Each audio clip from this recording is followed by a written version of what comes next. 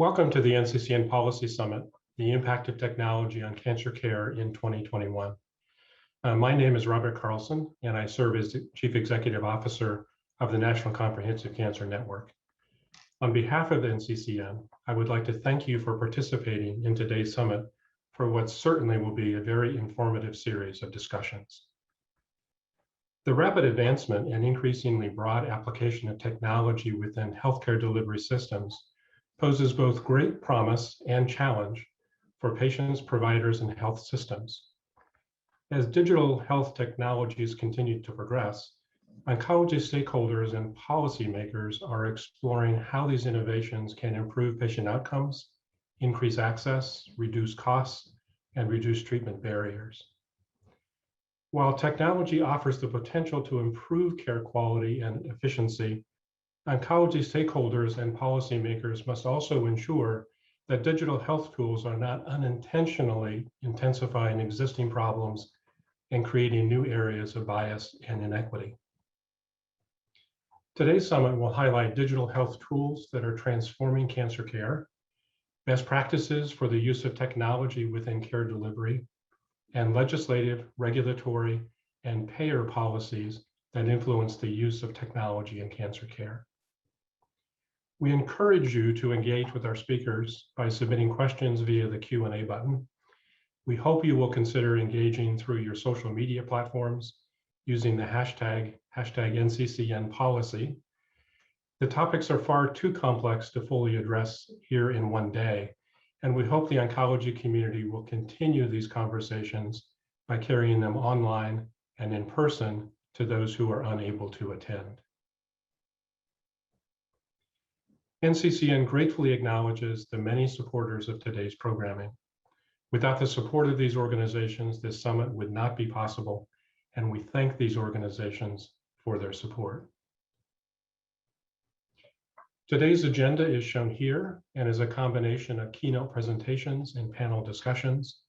We welcome all of today's speakers and thank them for their time and expertise. Our moderator for today's summit is Clifford Goodman.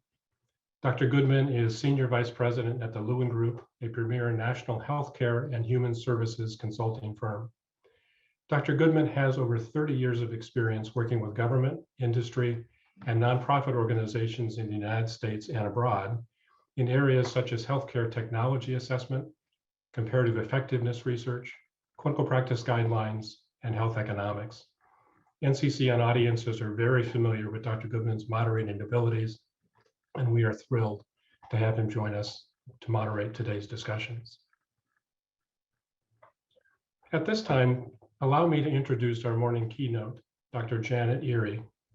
Dr. Erie is the Associate Director of the Cancer Imaging Program at the National Cancer Institute.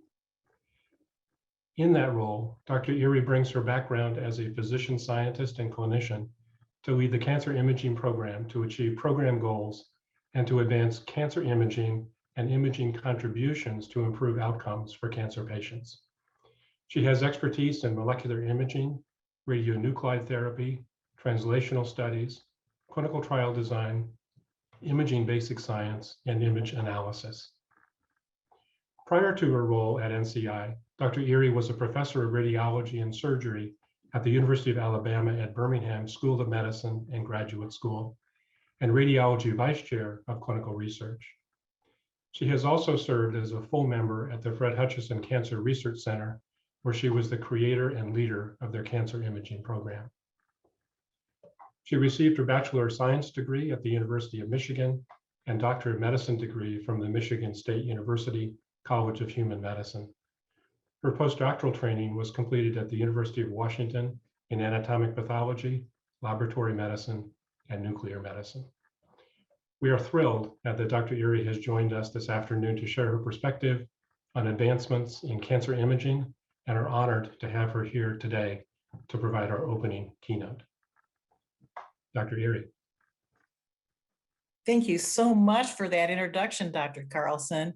It's my honor to be here to join all of you today, attend the summit, and have this opportunity to make a few remarks. So thank you for this wonderful invitation. I've been looking forward to it for some time. So let's get on with the talk and start off the meeting. Next slide, please. So what I thought I'd do for our chat today was introduce you to what we do at the Cancer Imaging Program and how we support imaging at the NCI. And I will touch on the themes and emphasize what we do, how we do it, and with whom, and what sorts of things that we can do to help support imaging science and research, but ultimately in care and improving outcomes for cancer patients. I'll be talking about supporting innovation, and of course, we can think about themes of equal access as well in those innovations. So this is a very stimulating program agenda that led me think about how we can approach talking about these areas in a focused talk like this presentation I made for you. So I'm going to tell you about what we do and talk about what we do and how these techniques and approaches and activities that we carry on every day of our job can contribute to supporting innovation and equal access. They're always on our minds. Next slide. Here are our program themes, and our staff are well acquainted with these, and that is our number one job every day is to support research and researchers. Of course, we support innovation and clinical translation of new technologies. That's a major goal of the program.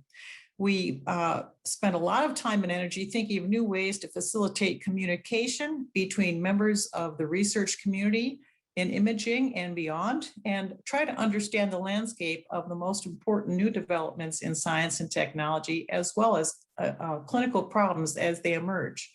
So we try to understand what's going on and who's performing the research, and try to help think of ways in which the NCI can contribute and what space they can do, occupy and take forward a number of these concepts from the tools that we have available to us. Next slide. I thought I'd show you this for fun. We had a new staff member join us during the pandemic from an outside institution. She's an academician, and she put together this slide to talk about what she had to do to get organized to be onboarded. So as an introduction to our program of who we are, we're a bunch of scientists that have backgrounds from academics, industry, and government science, and all come but still have to do an awful lot of training in order to be able to do our jobs and function in the NCI and support research. So here's her list of duties that had to be done before she arrived and then after she arrived. There's a lot of acronyms there. We undergo a lot of training to understand the role of the official at the NCI and how to support research. So I thought this is a fun slide to show you about all the different types of trainings that someone who's already very well trained and an outstanding scientist in her own right, her list of things she had to do. Next slide. We spend a lot of time and energy now since I became the director in understanding what our funding base is in our portfolio. Here's a snapshot of the R01 grant series, which many of you may be familiar with. We began this analysis to understand a number of things, and that is how the funding was going for the imaging community, how many grants were being funded, what type of research was being funded, and what types of questions, who's being funded, and how people are being funded, how they're hearing about different funding opportunities. So when we talk about the parent awards, the R01 parent grant awards, those are unsolicited responses for R01 for science, independent research science. And then the other announcements that I have listed around on this slide are awards that people received in response to program announcements for funding of areas of special interest from the NCI. So this is one of the ways that we keep track of information about what people are doing, where the cutting edge of research is, and try to identify where there are gaps in funding and needs, and try to understand what important questions are still are out there that need addressing or perhaps some help from us. Next slide. With respect to technology, we have a very specific agenda for researchers. And what we do is think very hard when a researcher calls us and says, I have this idea. Is there some way that you can help me get this funded or identify a funding mechanism? There are actually a number of, and this is only a partial very small partial list of different types of funding structures available, announcements and programs that a researcher can apply to. But this is a particularly important way that we support investigators who are developing new technologies. Sometimes that they belong into specific groups, such as the Quantitative Imaging Network and the Nanotechnology Network, both of which we supervise and administrate. Some of them are just need support for their own grants. And then some of the things that we can do is suggest topics for the small business contract group in imaging where technology can be translated, or we can write program announcements that have a notice of special interest. So we have a lot of tools that we apply to try to support basic technology research and translation. Next slide. This is an example of exactly a process about that. So when we think about an investigator developing a new technology, we think, well, what are the gaps? Where are the hurdles for that, for a successful creation, testing, and then eventual translation of that new technology into clinical practice or patient care? So here's an example of the Quantitative Imaging Network, which has now been around for about 15 years. And what we've created is a pathway for an investigator. So first of all, the imaging network was supported in a collaborative network. That's the UO1 support in the top blue box on the slide. Then later on, we transitioned those grants into types where technologies were developed. And then the second half of the grant funding relied on milestones towards translation. As we are phasing out the collaborative group work, we still had another special program announced for developing technology. That's the R01. And then we've added additional notices of special interest in different types of funding mechanisms, such as the academic industrial partnerships. We have also created small business contract concepts, which have been issued and have been funded. The most recent one on commercialization of quantitative imaging tools, I believe, had 9 funded applications, and these are pretty large grants. And we also have now support from the Clinical Trials Network to test some of these imaging tools. So when we think about technology and development, we try to think of a funding pathway to guide investigators through from an original design and conception of the project through to testing and clinical translation, hopefully commercialization, so that these techniques can be used widely to improve patient care or whatever the requirement task is. So that's one example of a pathway that we create in support of research and innovation. Next slide. So let's talk a little bit about artificial intelligence. It's on everybody's minds. We see it everywhere. It's written all over the place. Everybody's talking about it. What does it actually mean? Well, this is a chart that a friend gave me that was published in Scientific American a number of years ago. And I show it to you because I think it's really important when we're talking about technology development. We understand that artificial intelligence techniques are a big part of that. But it's important to keep in mind what the definitions are of these different techniques and not to mix them up. So sorting out the notion of artificial intelligence into methods in applications helps us understand these techniques and innovations in these types of technologies and what to do with them. So a lot of the times that we have lots and lots of solutions in search of great questions. So it's important to understand for the folks who are involved in AI pursuits and innovations and technologies, particularly to address special issues of special patient populations, of course, equity and access. What can we do with these things? How can we generate the questions, and how can we put together the developers and the innovators with the folks who have the real questions that need to be solved by the power of these techniques? Next slide.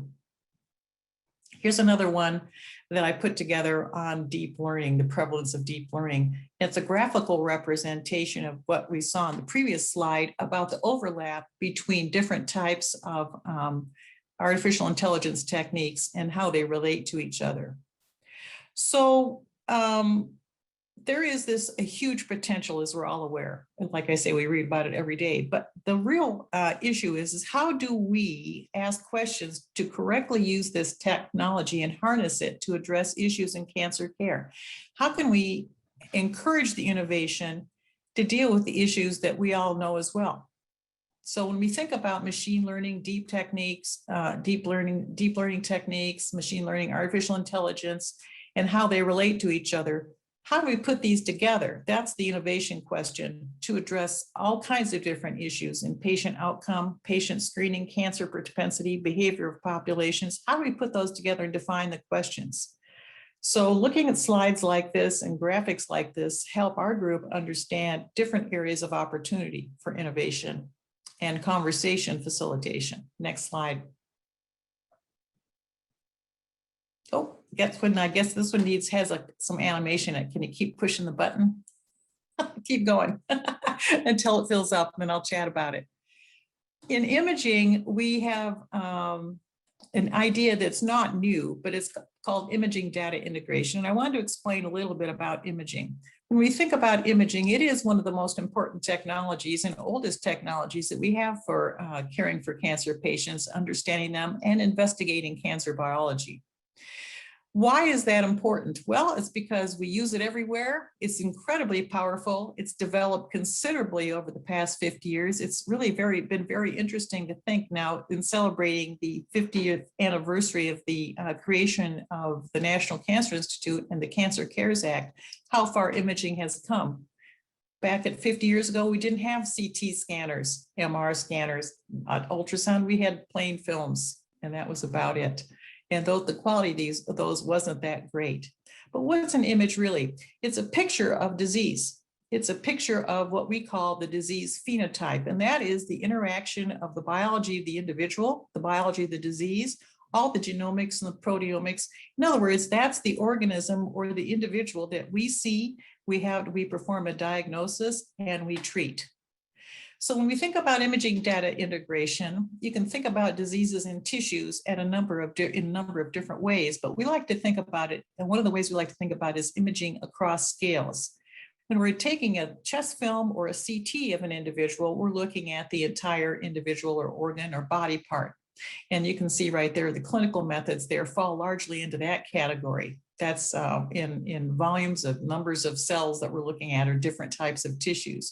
Other methods, though, are available that can look at much smaller masses of tissue or tumors, and other methods that have the potential for looking even at smaller increments of tissue, disease volumes, and biological processes. So how can we harness the information techniques we have right now to address and identify important questions in cancer and address them? Do we need to combine techniques? Can we image across scales as we talk about different degrees of different sizes of or shall we say magnifications of imaging across different parts of the body? And what kind of innovations are necessary to accomplish these? So I put this to you with the notion that we're imaging the organism or the individual phenotype and looking at that individual as a whole at whatever scale. But how can we harness the power of all these different innovative artificial intelligence and imaging approaches and different techniques to get the most out of that information? Next slide. As imagers, here's another way we look at addressing these types of questions in innovation and how best to take knowledge and take advantage of and really harness these innovative technologies. When we think about what we're imaging and where and why and what kinds of questions we can ask, we can think about what the resolution and the capabilities of the imaging modality is and how far down deep through the body we can look. And once again, how can we integrate these different imaging techniques across time in an individual, patient, or animal model to get the most information possible to understand the biology of disease?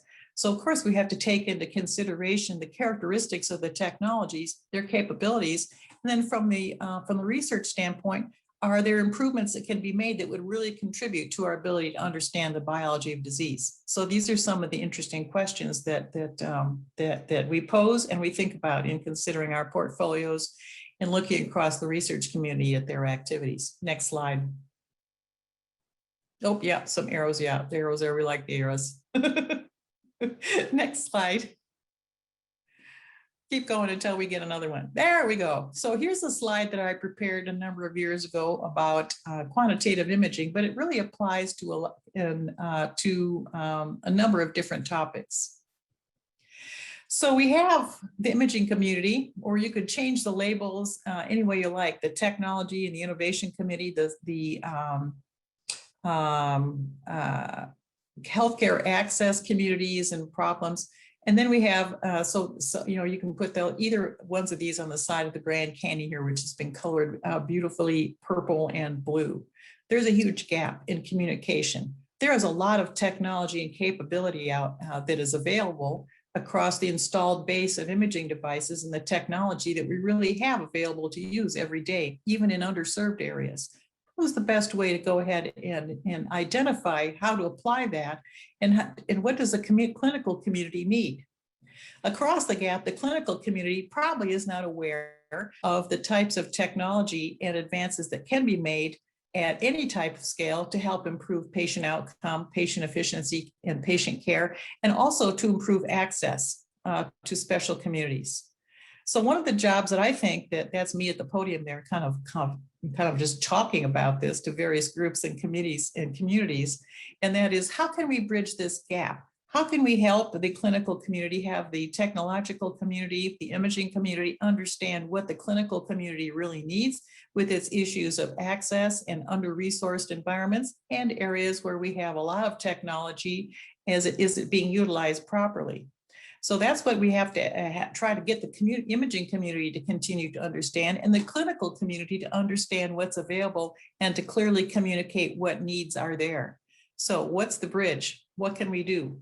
So we like to think that in the imaging program, we can help start conversations, facilitate support, and understand what the issues are to help facilitate some of these solutions and innovative solutions to address these problems.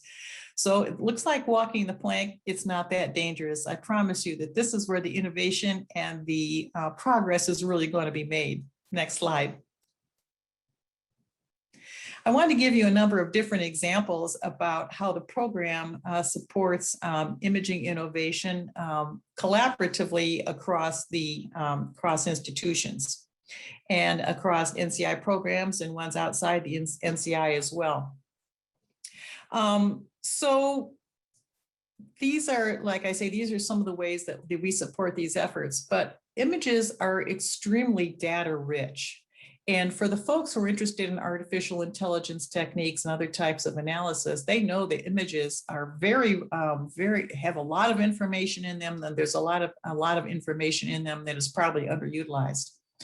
So anyway, so we like to, when we engage with these different groups carrying out different types of biologic agendas, such as the Clinical Proteomic Tumor Analysis Group Consortium, we have collaborated with them to collect the imaging data on patients who have supplied the tissue so that it's there and it's available for integration and analysis with the proteomics data. So we have facilitated collection of imaging data as primary data that is information rich, just like the proteomics data. So, and then we help host and facilitate curation and acquisition of these images, as well as hosting them. Next slide.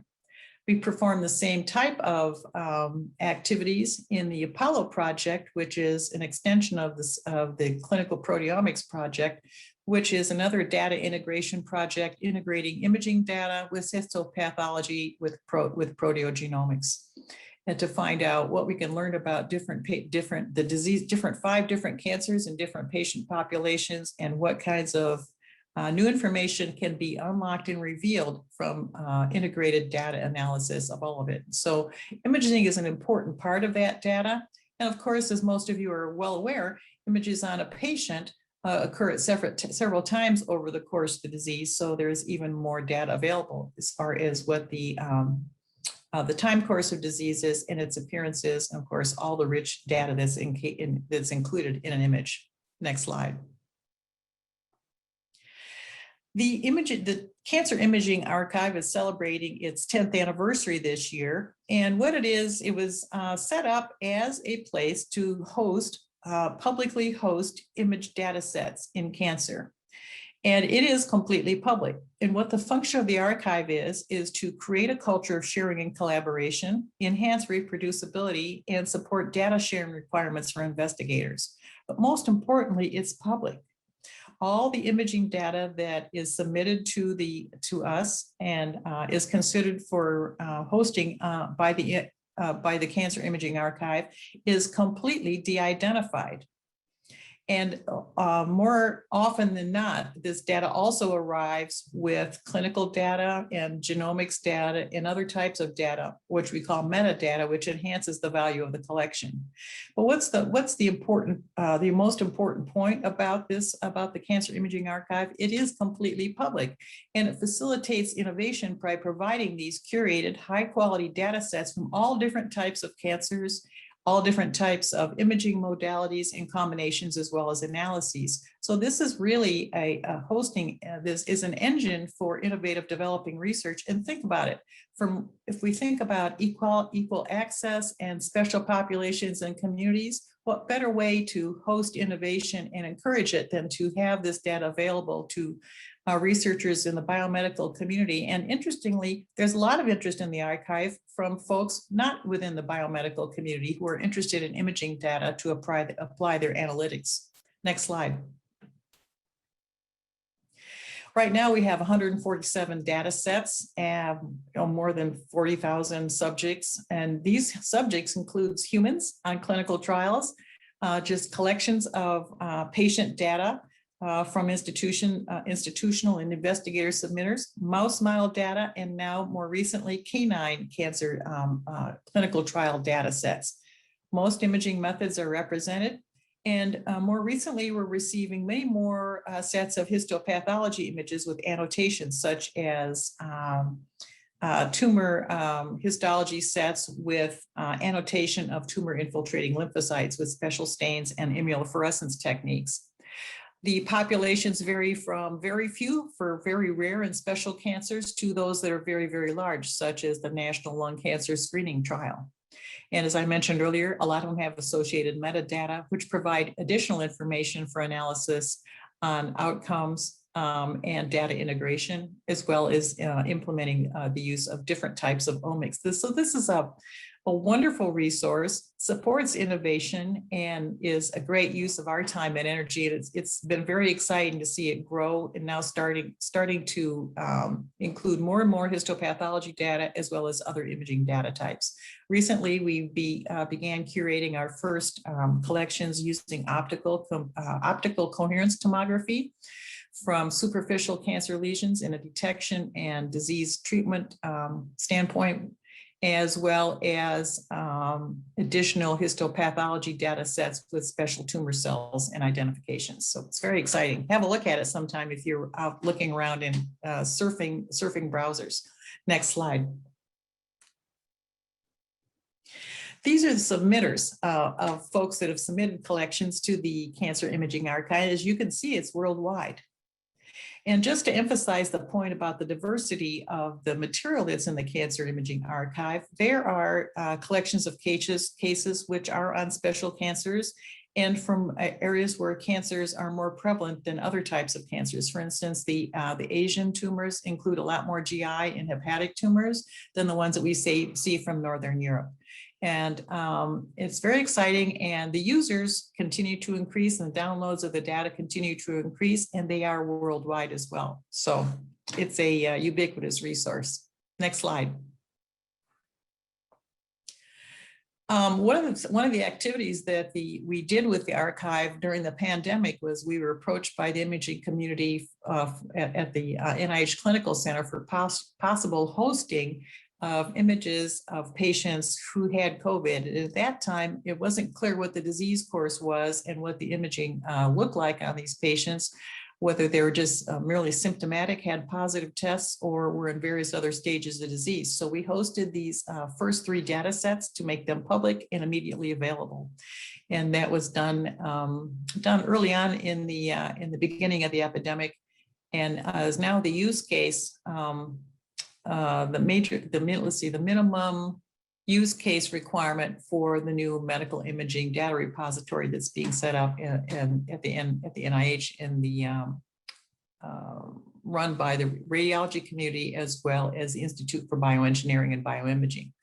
So this was an extremely interesting activity, and new pathways for data collection and curation, which were international efforts, were established, and really, I think, has contributed significantly to understanding the course of COVID-19. Next slide.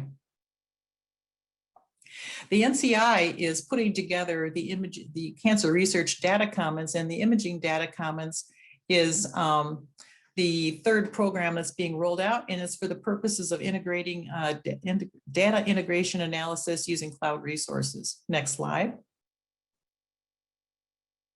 And it'll have links to all different data types for that type of work. So this is another area that the NCI is involved. And of course, we are intimately involved with the Imaging Data Commons to ensure that all data types can be linked and with imaging data and vice versa. Next slide.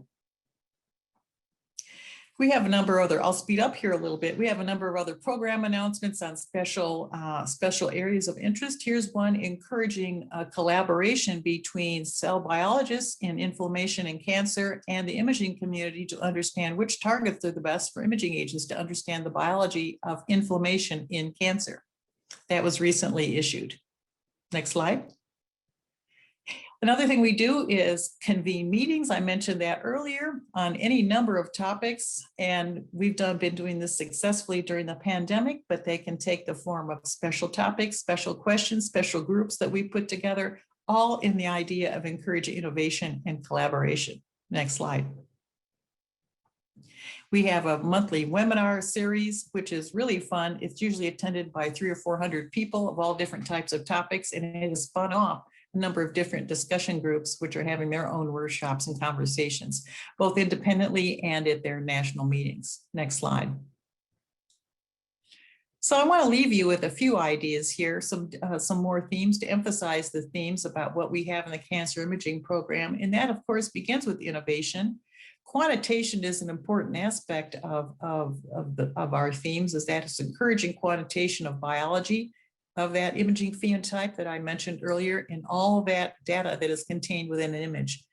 And that includes integration of data across scales. And of course, with this technology, it's important to help and facilitate translation and validation of these techniques for use in different patient populations and patient care, and of course, improving the outcomes of patients with cancer. I keep reminding our staff, and it doesn't take much reminding, that we're all here to improve the outcomes in the lives of patients with cancer. And so that's it. I'll stop there. There's Dr. Goodman, who's indicating it's time to stop, Dr. Erie. Thanks so much again for this opportunity. It's really been a pleasure. Thank you, Dr. Erie. We don't want to stop you, but we have some questions for you. Oh, brilliant. That's the best part. And so thank you. Love your graphics, by the way. Of course, I shouldn't be surprised if you're in imaging. This question goes back actually to the title of your talk, the latter part of which refers to and contribute to equal access. And so there's a lot of concerns, justifiably so, about disparities in access and disparities in outcomes and so forth. And what we're wondering is, in imaging, is there some connection between how good the picture is, how good the radiograph is, and disparities in care? Are certain communities being left out or have unequal or insufficient access? Are there ways in which radiology is being used that might be, however, unintentionally discriminatory in some ways? Can you address a little bit more of those kinds of issues in your highly technical field? Thank you so much.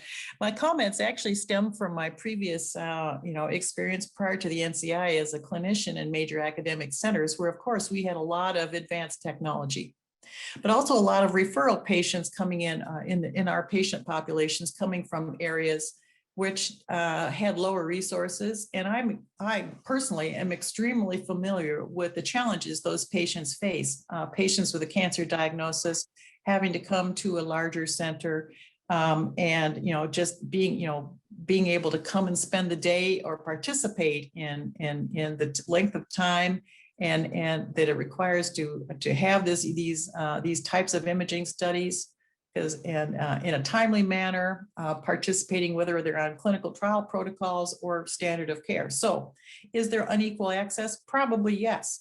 What can we do about it? Can we take a better advantage of the installed base that we have out there? One of the things in our pre-meeting discussion that I had with Dr. Goodman in the group is that, if you think about it, there is a very large installed base of imaging equipment across the country at various levels of sophistication.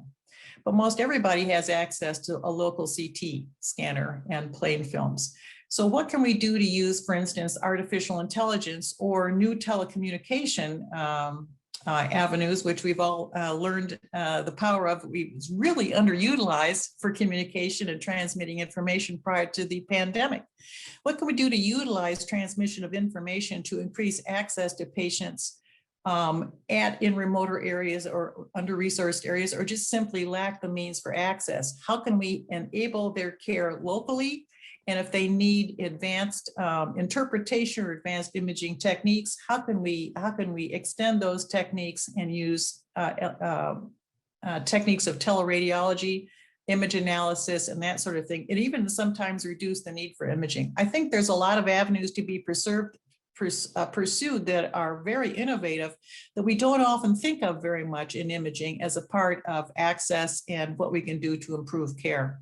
So you're talking about improving access by extending the accessibility to and/or availability of these technologies through telehealth. Not to mention technologies that are lower technology. One of the ideas that I put forth from the NCI was, okay, how about if we take down the technology level advanced technologies and simplify them for wider distribution? We have the means to do that now, particularly with new image and assembly techniques and reconstruction techniques, as well as, like I mentioned earlier, fast, high-speed data transit. So and there are a number of examples of that is using new optical handheld devices, ultrasound devices with a lot of back-end image processing. So one of the things that we're always looking for is, particularly in conjunction with folks in the global health department, is how to use, what kind of technologies are being developed and can be developed for use in low resource situations that don't lose anything in transmission. So it's kind of even a deeper toolkit, as it were, to extend access. Well, and using what we have and making better use of it, Well, if we need to take a picture of some organ or use some device somewhere else, can we send it somewhere else to be imaged or interpreted or analyzed, in the cloud, and back using a cell phone or the satellite or whatever else like that, to get that information back locally to make the information and the contribution to the patient more locally. Like, is there a problem now, or what can we do about it? I think that we think that there are underutilized pathways that can be taken advantage of. Great. One more question. We'll try to fit it in about 90 seconds. Sure, 90 seconds. Got it. Training. Yes. Is the cohort, the pipeline of people coming into the field, what are we doing to ensure that they are adequately, fully representative of the United States population? Are you seeing a sufficiently diverse and heterogeneous set of young people coming into your field? Well, I don't have a lot of access to that information other than what I observe in my interaction with the institutions that we chat with and my, tours of the country, making presentations. My answer is yes. I think they're doing a pretty good job.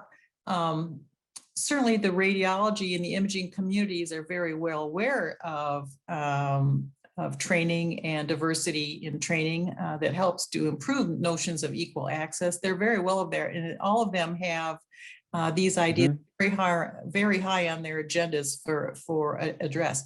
I wouldn't be the most expert person to talk to about that, but from what I see is that strides are being made. Good. One more 30-second question, if possible. Are there digital health tools being used in blood cancers of which you are aware? Digital health tools in any of the blood cancers? Not sure that this is in your wheelhouse. Well, sure. Yeah, one of the, it's kind of interesting you mentioned that. One of the collections that we just recently reviewed for histopathology collections that we reviewed for consideration to be hosted by the Imaging Archive was, in fact, I think, 1,000 different patients with different types of leukemia with example tumor cells identified in the field of both peripheral blood cells and bone marrow biopsies and as examples, with analyses on them with special stains and other immunofluorescence techniques as example and reference sets.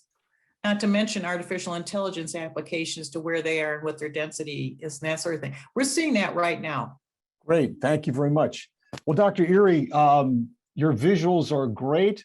I particularly enjoyed the discussion about AI and so forth, machine learning. We could talk all day about that. Oh, I know, right? I know. Well, for offline, I'm going to ask you about potential biases in artificial intelligence and so forth. And I know that you're kind of up to speed on those. And your your digital archiving, some people say, gosh, that's great, but are your digital archives, again, representative of all the heterogeneity in our country and so forth? Right. So there's a lot going on there. And I know you're the source for that great stuff. So thank you so much. Hey, everybody, let's have a great meeting. Thanks again. Thank you, Dr. Erie. You started off great. Thank you very much. All righty. We're now going to move to our next session, which is on the future of cancer care, technologies that reduce risk, improve quality, and address psychosocial needs. So once again, we're covering a lot of territory here, folks. The format for this next session is as follows. We're going to have 4 10-minute presentations, 4 times 10-minute presentations sequentially, and then we're going to preserve about 35 minutes or so for Q&A. And what I'm going to ask Jonathan Darrow to do, just to get us started, Jonathan, remind us what it is you do at your organization, Jonathan, if you would, and then take your best 10 minutes to tell us about something in particular that I guess the cognoscenti know pretty well, but I don't know so well as the appropriate use criteria program. If you're in the know, it's important to know. So Dr. Darrow, over to you. Remind us about your organization and then give us your best 10 minutes.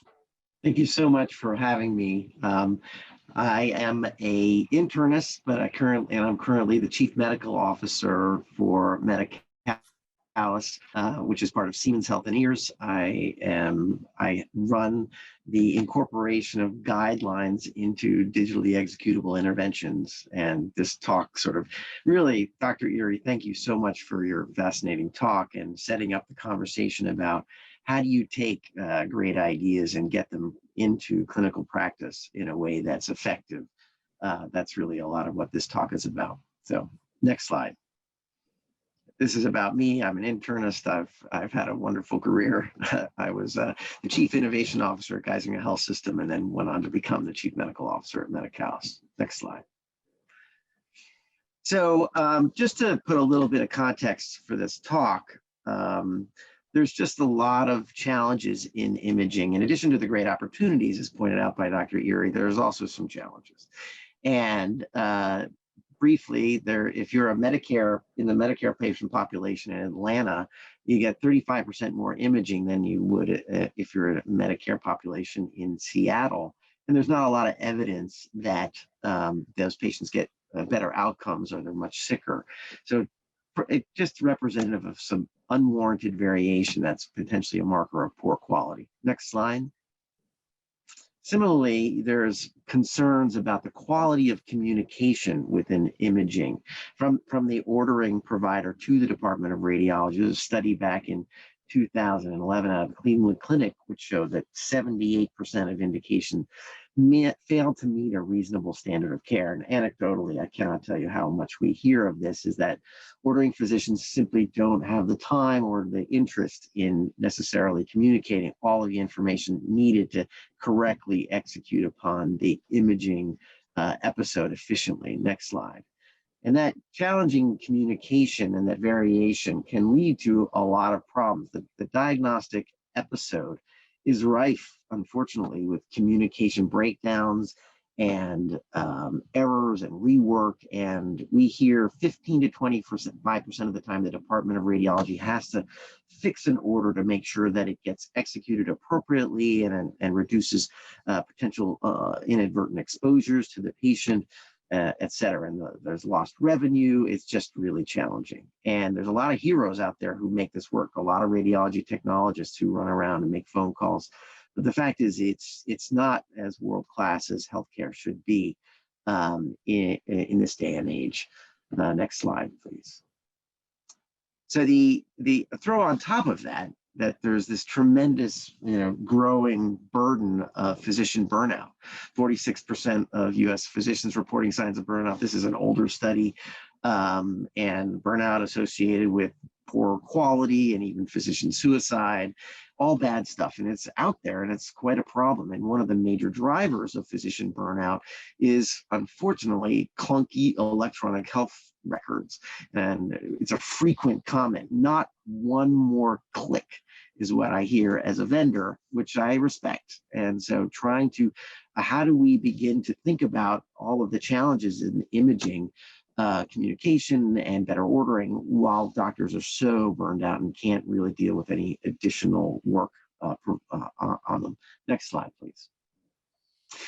And then on top of that, the Center for Medicare and Medicaid Studies back in 2008 began to notice that increasing rates of utilization of imaging and began to investigate how they could begin to address this problem. And in 2011, the Medicare imaging demonstration study was launched. I was the site principal investigator for Geisinger Health System with a lot of other great folks. And the results of that then got born into the Protecting Access to Medicare Act of 2014 and 15. And that intervention has been delayed a number of times, but is finally coming on board. And PAMA reads essentially that all advanced imaging, CT/MR, nuclear medicine requests for Medicare patients made in an outpatient or emergency setting are required to undergo consultation within a certified clinical decision support mechanism with appropriate use criteria authored by a qualified provider-led entity. Just transparently, NCCN is a CMS certified provider-led entity that authors guidelines. And I at Siemens am a clinical decision support certified decision support mechanism under Medicare. And it's one of the reasons I got to know NCCN is through that relationship. Next slide, please. So just basically, just to sort of land the plane as to why we're doing all this, the goal ultimately is to reduce waste. Don't order a suspected PE exam in a low-risk patient in a negative D-dimer. Optimizing imaging requests. If an MR is going to be more diagnostic for a patient with cancer than a CT scan, then use that instead. Ensure some kind of basic minimum for communication. And ultimately, right order first time, no delays, no errors. That's the goal. And there were a lot of learnings from the Medicare imaging demonstration project about how do you take imaging decision support and effectively put it into a physician workflow. I'm going to comment on a bunch of those, but structured indication capture can be a real challenge. And as you do this, you have to be aware of that provider burden, that burnout, and the alert fatigue. Next slide, please. Just briefly, some of the language so that folks are a little bit clearer. AUC are authored by qualified provider-led entities like specialty societies, like NCCN, like healthcare systems. And an AUC statement is composed of a procedure, a set of indication, and an assessment of the appropriateness. And one of the most important things is that the evidence upon which an AUC statement is made needs to be graded for quality so that end user at the point of care can say, oh, I understand that this is either based upon clinical trials or this is expert opinion. Clinical decision support is an interactive electronic tool that's used by clinicians to communicate AUC information to help them make good decisions. Next slide. So how does it work? There's a lot of clicks in here, so just click for a little bit Yeah. So stop there. So Mrs. Jones, a 68-year-old woman with a 2-week history of low back pain and prior history of breast cancer. Her doc is concerned about a potential metastatic lesion, orders an x-ray, which unfortunately is equivocal. To clarify the diagnosis, the physician requests a CT of the lumbar spine, which that order then launches clinical decision support. Go ahead and click. The doctor is given some recommendations, which she accepts, which is to essentially change the CT scan to an MR.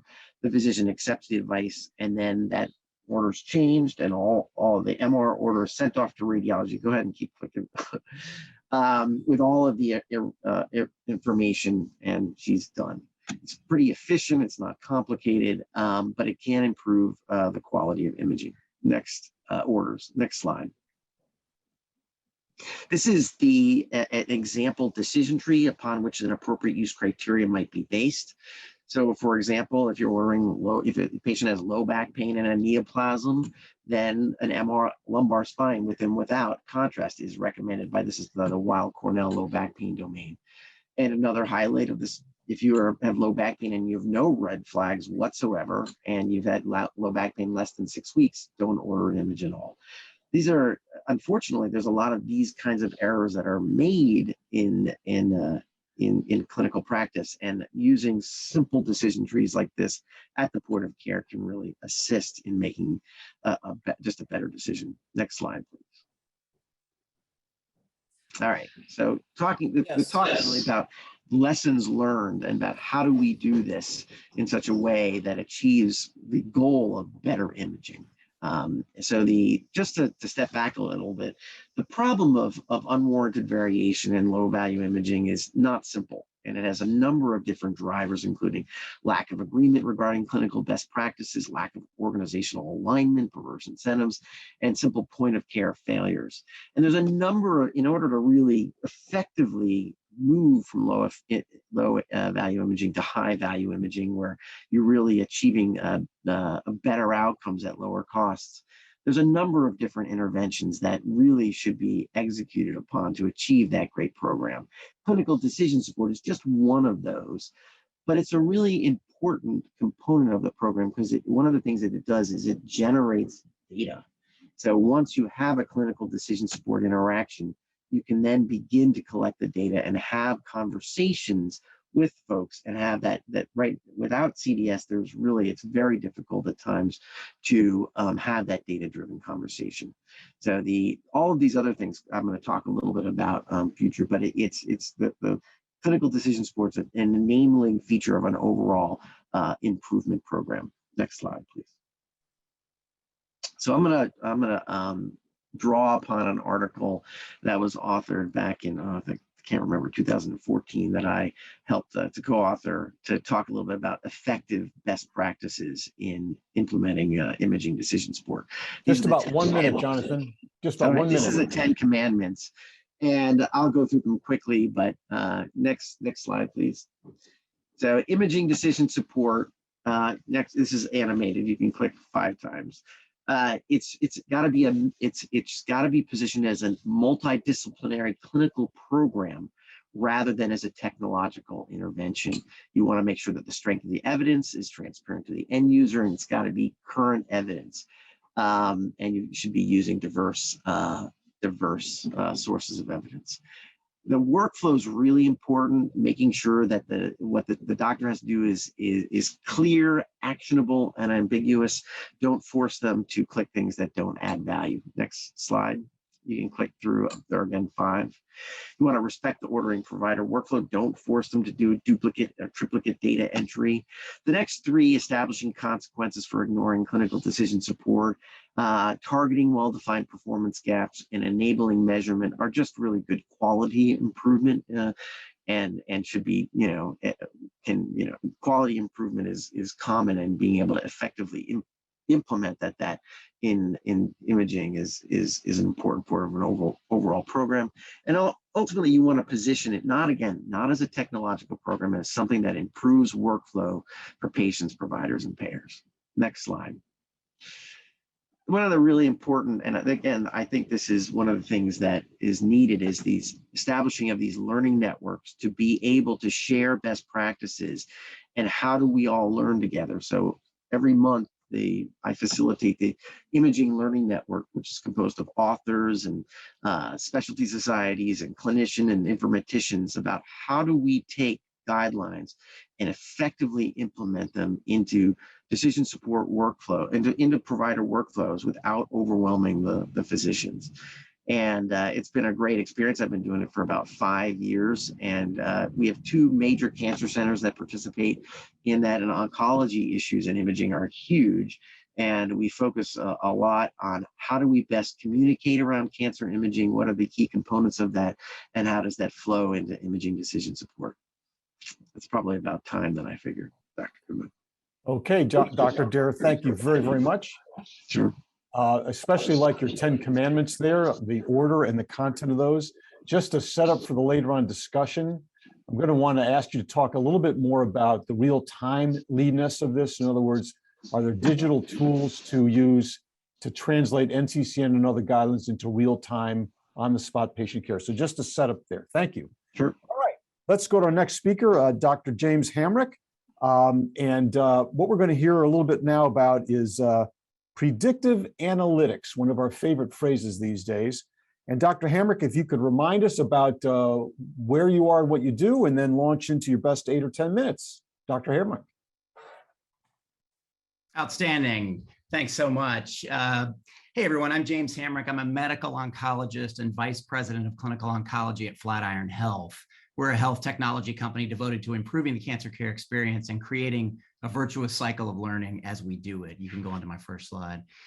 So we're the EHR vendor and technology partner for about 40% of the independent freestanding oncology practices in the US. We also provide tools and services to a number of academic health systems. These are busy folks who take care of vast numbers of cancer patients. So we spend a lot of time thinking about how we can provide them with technology that will enable them to work more efficiently to improve outcomes for their patients, reduce variation in care. The way we view it is that the practice of oncology is and always will be fundamentally a human endeavor, full stop, but there are opportunities to create tools to help humans be better.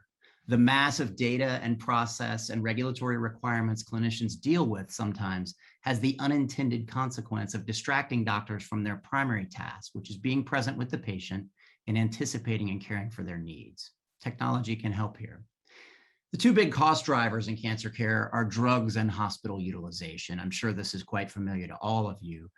Cancer care is very expensive, and acute hospital care represents about almost 50% of that cost. As a practicing oncologist, I'm aware that we've historically viewed the patient journey as a series of discrete visits. In the past, these were brick and mortar visits to see the doctor or get an infusion.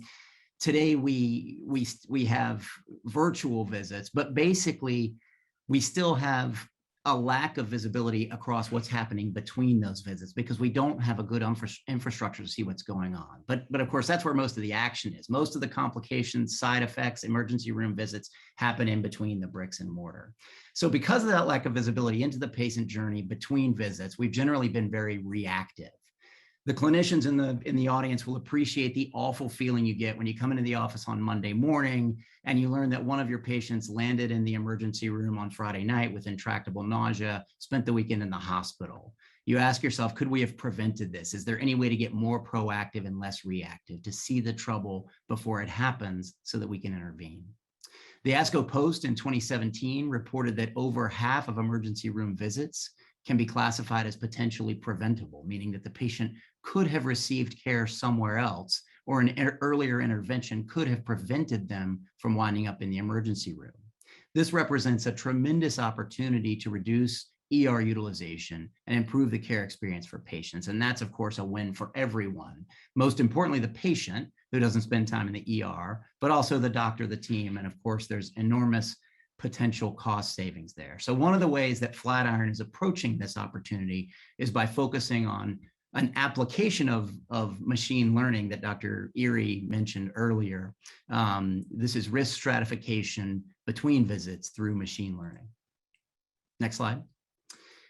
Flatiron Signal is a risk stratification solution designed to improve quality of care and reduce preventable high-cost episodes. The idea is that while doctors and care teams are generally good at identifying patients at high risk of a bad outcome, such as an ER visit, there are still patients that slip through the cracks. If practices are aware of the highest risk patients, they can adjust workflows and interventions to be more proactive, even between scheduled visits. Signal is a machine learning-based clinical tool that uses EHR and claims data to predict the likelihood of a clinical outcome to enhance patient care.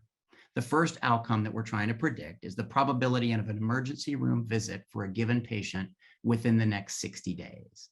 As we know, going to the ER is expensive and no fun in and of itself, but it also frequently leads to an even more expensive and less fun stay in the hospital or the ICU. So if we can help practices identify and prioritize these patients who would most benefit from care management services, they might be able to do things like change the treatment plan to something less toxic, bring the patient in for IV fluids and antiemetics, or get better control of their pain before they land in the emergency room. Now, one thing, and Dr. Dare alluded to this, that we've learned over the years of developing software for oncologists is that you can create the best tool in the world, but if it's too disruptive to the physician workflow, they won't be able to adopt it. I mentioned above all of the forces hindering doctors' efficiency. And remember, most doctors are booked solid and overbooked with patients all day, every day.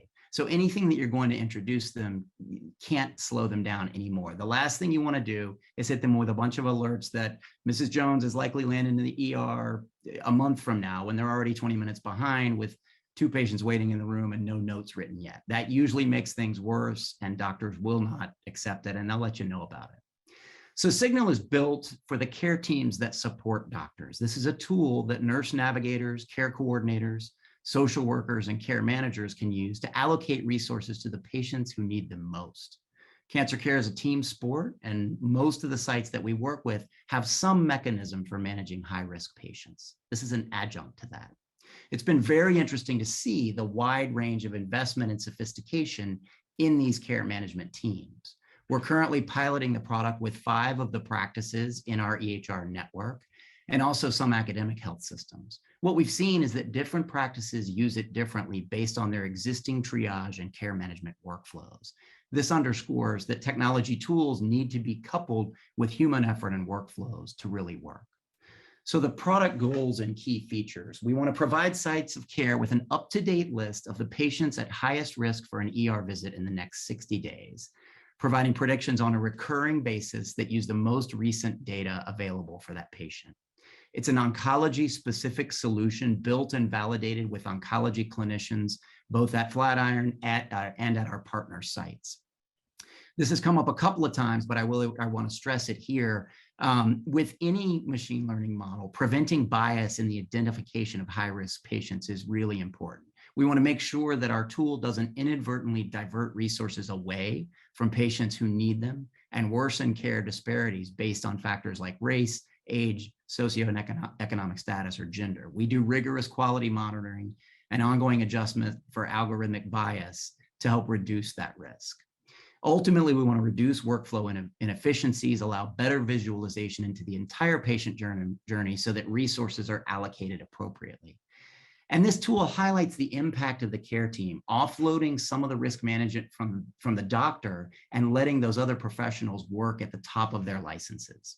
Finally, it has the capability to integrate data from all of the sources that are key for clinical decision-making. So obviously the electronic health record, but also ADT feeds, electronic patient-reported outcomes, and social determinants of health.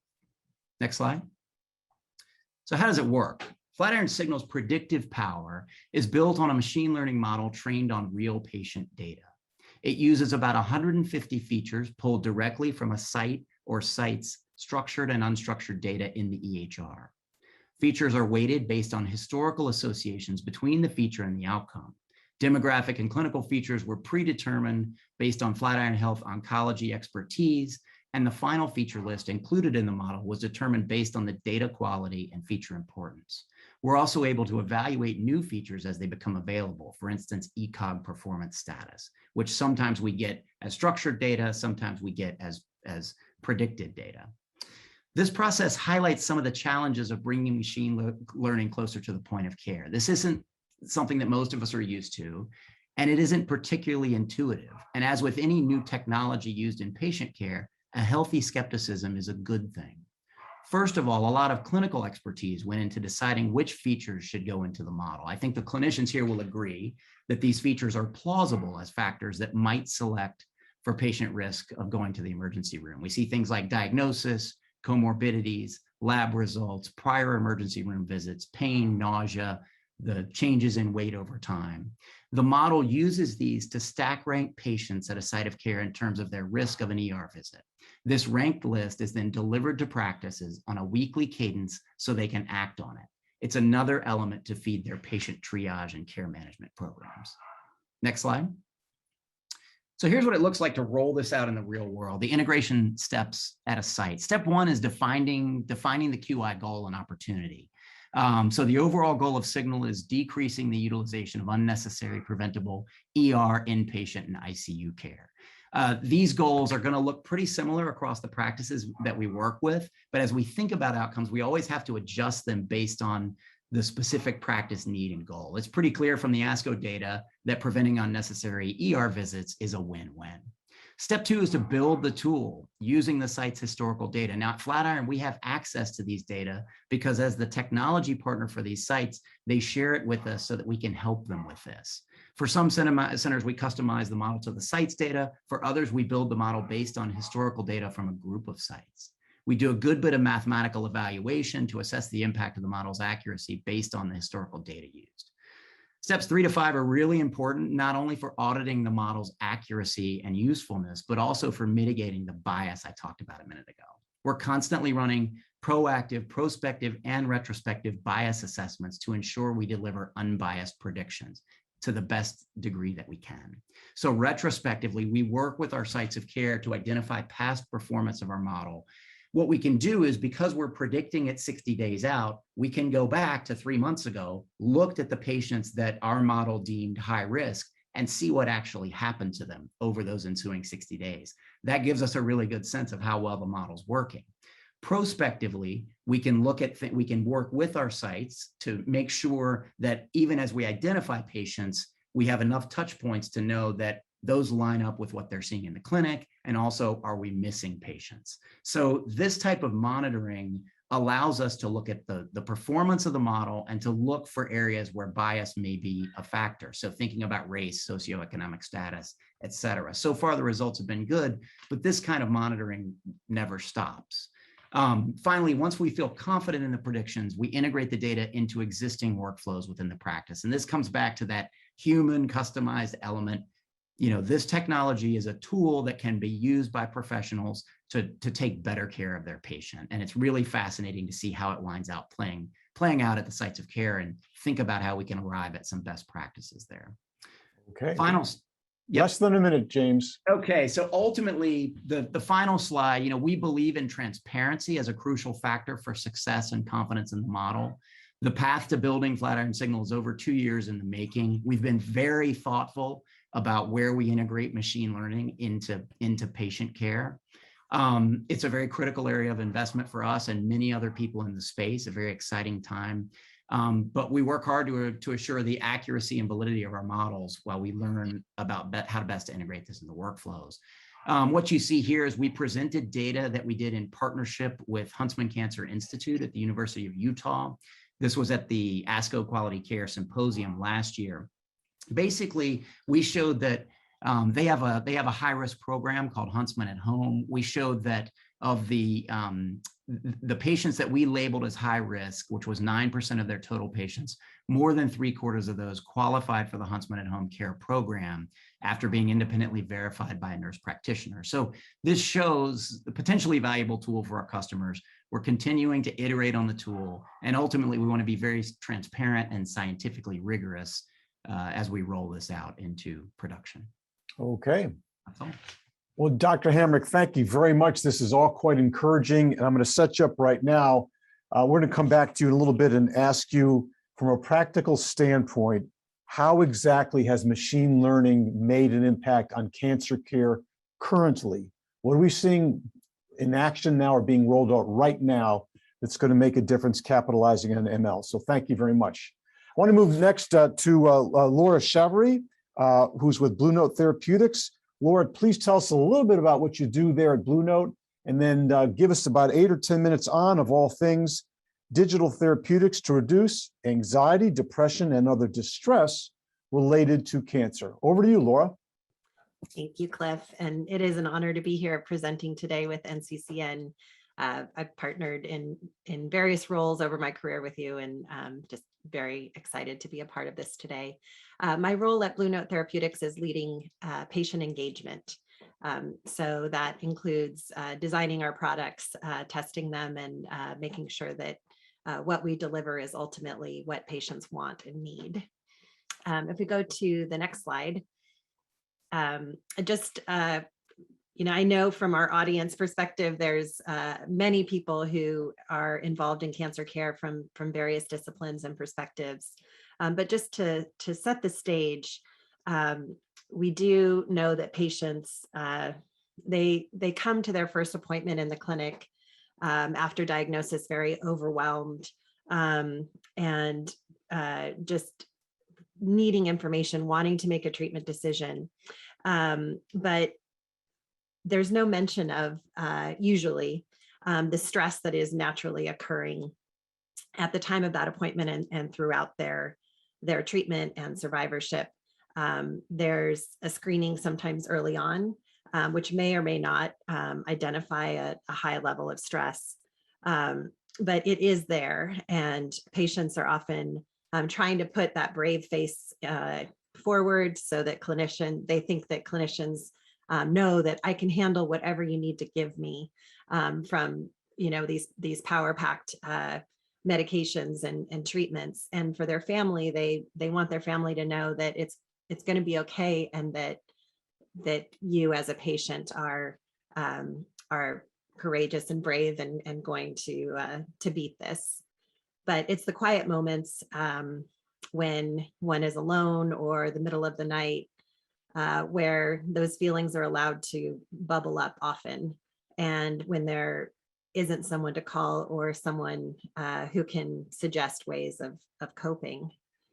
So if we imagine a world where that patient arrives at that first appointment, they have their support person there as well, and the clinic acknowledges and says, stress in this situation is normal, and it's going to get sometimes worse. And we would really love for you to know what the support tools are that are available to you, and to have you have them in your back pocket starting right now, whether you think that you need them or not, because everyone needs emotional support and skill acquisition for how to cope when they're being treated and surviving cancer. Next slide. Cancer-related distress, as I've said, is very normal, very prevalent. The literature says that about 50% of patients will experience anxiety, depression, and other forms of cancer-related distress. But in our work with patients, it's obvious that it's a much higher percentage than that. And most people don't remember being screened. They don't remember being offered real resources to deal with these symptoms. The way cancer-related distress is treated today is through traditional in-person one-to-one therapy, sometimes done over Zoom or via telehealth mechanisms. But it's human-powered and human-delivered. And the folks that do that work are incredible human beings. And I have the opportunity to work with many of the leaders in that field every day. But it's not a scalable solution given the large percentage of patients that are experiencing cancer-related distress. Next slide, please. There's really a supply and demand problem. Folks that are delivering these cancer-specific, proven, clinically validated, efficacious interventions are not a large group of people. And they mostly tend to be employed at the large ivory tower academic centers of our country's healthcare system. And if you are lucky enough to be treated in one of those centers, you'll you may be referred to the psycho-oncology function, but that's going to come with a significant wait list. You finally get that appointment. You're sitting in front of this psychotherapy, psycho-oncologist, subject matter expert, and oftentimes you just don't gel with that person. And I think many of us in the audience have, whether it was cancer specific or not, been in front of a therapist where you realized, uh-oh, this isn't a match. Well, then you end up with another delay in trying to find a personality, or a person whose personality is also going to leave you amenable to these clinical techniques. There's also the stigma that many of us have related to mental health. And so the point at which someone on your cancer treatment team says, oh, there's this great resource and I'd like to refer you to a psycho-oncologist. Most patients, or many patients, will say, why are you giving me that referral right now? Do you think I'm crazy? Am I not coping in the way that I should? Is there something really wrong? And there's a lot of leakage then between being told that you need a resource like this and actually acting on it. And then, of course, by acting on it, there's logistical burdens like traffic, like parking, like appointment times that are only between 9 and 5. So lots of things get in the way of patients having a very realistic and usable method for managing their stress. Next slide.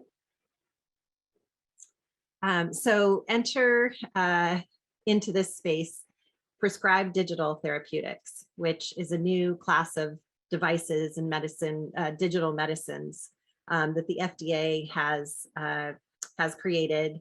And these are software-based interventions, unique from telehealth. The therapeutic actually lives on your device, and in many cases, your phone or tablet. And they're ultimately approved by the FDA if the randomized clinical trials used to study the intervention, the digital medicine, has proven the clinical efficacy and safety of this device. So it's meeting that FDA standard for clinical evidence. Next slide. For psychosocial care, then a PDT, a prescribable digital therapeutic, used in behavioral health, or in our case, psycho-oncology. It's on demand, it's portable. There's no risk of personality clashes. And it also can be a great foundation for patients to use as they're leading up to that waitlist appointment, if in fact they really do need that human expert to be involved in managing their care. As far as healthcare providers, it's going to follow the standard e-prescribing process of that clinic. So it is more, it does fit into the workflow. It's a mechanism for offering something to patients that feels familiar to cleanicians, whether it's the oncologists themselves, the nurse practitioner in the clinic, social worker, et cetera. There's a clear path for how to get this in the hands of patients. And it's reimbursable and also follows that path, that known path for access related to the patient's insurance and billing in that way. Next slide. So related to this kind of cancer care for the mind, right now we know that some clinicians hesitate to ask, how are you really doing? Because and it may be at the subconscious level, but they know they don't really have the capacity to answer that question. And they don't have the time to get into that discussion. So with our cancer-related distress digital tools, it's a scalable solution to allow all members of our community to have access to this ivory tower level of psycho-oncology support, and to be able to have that support on their time, on their schedule, in the middle of the night, because that's so often when these moments hit. The other thing I would like to close with is all of our digital solutions are co-created with our patient advisors. We have a panel of patient advisors that are as diverse as the country we live in. And we also then ask our advisors to use what they've developed and go back to the drawing board if it's not landing in the way that they created it to land. So I'm very excited about the opportunity to bring these cancer solutions to more patients over time. And thank you so much for having me here today. Well, thank you very much, Laura. Really liked the way you described and sort of documented the unmet need for cancer-specific psychosocial care and your explanation of the PDTs, the prescription digital therapeutics. I just want to kind of set you up. I'm going to ask you if Blue Note changed its direction, pivoted, or modified what it did based on the last 19 months. Like coming into that, you probably had a strategic plan and wonder how it might have changed. So yeah. Thank you very much, Laura. Let's now go to Shell Johnson. Shell is with CVS Caremark, one of the bigger players out there. And Shell, I think you're going to talk a little bit about enabling better oncology treatment decisions through the information and data that you've got. So Shell, over to you, sir. Thanks, Cliff. Hey, everybody, I'm Shell Johnson. I'm a PharmD by training, and I serve as CVS Health's Vice President of Specialty Pharmacy and Client Solutions. In that role, enterprise oncology is part of my remit, as is market eminence and our research group, our specialty analytics group, and our pharmacovigilance group. So what I'd like to talk or discuss with you today is how we came up with our approach to managing patients with cancer and how we use digital therapeutics and insights to really optimize the patient journey. So if you go to the next slide. About 2 years ago, we met with doctors, both in community practices and in large academic centers. We met with patients, specialty pharmacies, health plans, employer groups, and we came up with a number of breakdowns. I think there were 13 in all. This shows some of the ones that we were going to address out of the gate. And you can read through them at your pleasure, at your leisure, but just to recap a few, we know that patients are not good at screening and preventing cancer. I think something like about half of all cancers could be detected early or prevented. We know that patients pick oncologists. We published this in ASCO 2 years ago based on a referral largely driven by the primary care physician knowing the doctor or being part of the ACO. We know that next-gen sequencing was spotty, and that's largely because of coverage issues. Now, 2 years later, it's being done a lot more commonly, but even when it is done, some of the treatment decisions may not be optimal, and it's still a challenge to use that information along with the clinical picture of the patient to put them into the best clinical trial. All of this in the decision process leads to about, depending on what study you look at, maybe 20 to 40% of patients not being treated in line with the NCCN. And moreover, doctors are being reimbursed for volume, not value. And finally, there's a whole issue about navigation and end of life, and there were some breakdowns there as well. So on to what we did to address this. Next slide, please. This is really our first bundle that we offered about a year ago. What's coming out next, stay tuned, is that prevention part on the left side of your screen and that survivorship part on the right part of the screen from the previous slide. But this is what we put in place today. The first thing we did was we connected the NCCN guidelines with our online prior auth portal. And that allows for instantaneous approval when the regimen, this is a regimen approval, not a drug by drug approval, so the provider satisfaction is much higher. When that appropriate regimen is chosen, the approval is immediate. And the most important thing here is every year there's about 500 changes to the NCCN criteria. They're made in real time to our platform, which has led to a lot of provider satisfaction as well. The good news from this is we were able to, this was one particular study we did, we published a number of them, we were able to improve NCC adherence to fundamentally 100%. The second part was looking at next-gen sequencing and precision medicine. Payers don't pay for this. Medicare pays for 2 tumors. We think it should be about 13 tumors that should be paid for today. So we evaluated this and found out that in late-stage lung cancer patients, there was a $1,200 increase in total lab cost, a one-timer, but an $8,500 per member per month. These are lung cancer patients, reduction in total cost of care. So what does this mean? This means that payers should be paying for next-gen sequencing, and we've made some changes to that effect. Moreover, we were able to now match the prior auth clinical data that's difficult to get with the lab data to collate the best clinical trials for an individual patient based on their picture. And we know that patients that get put into clinical trials rather than late line therapies save about $64,000 in healthcare resources. I'm going to come back to value-based contracting in a second, but moving to the right, we've studied site of care.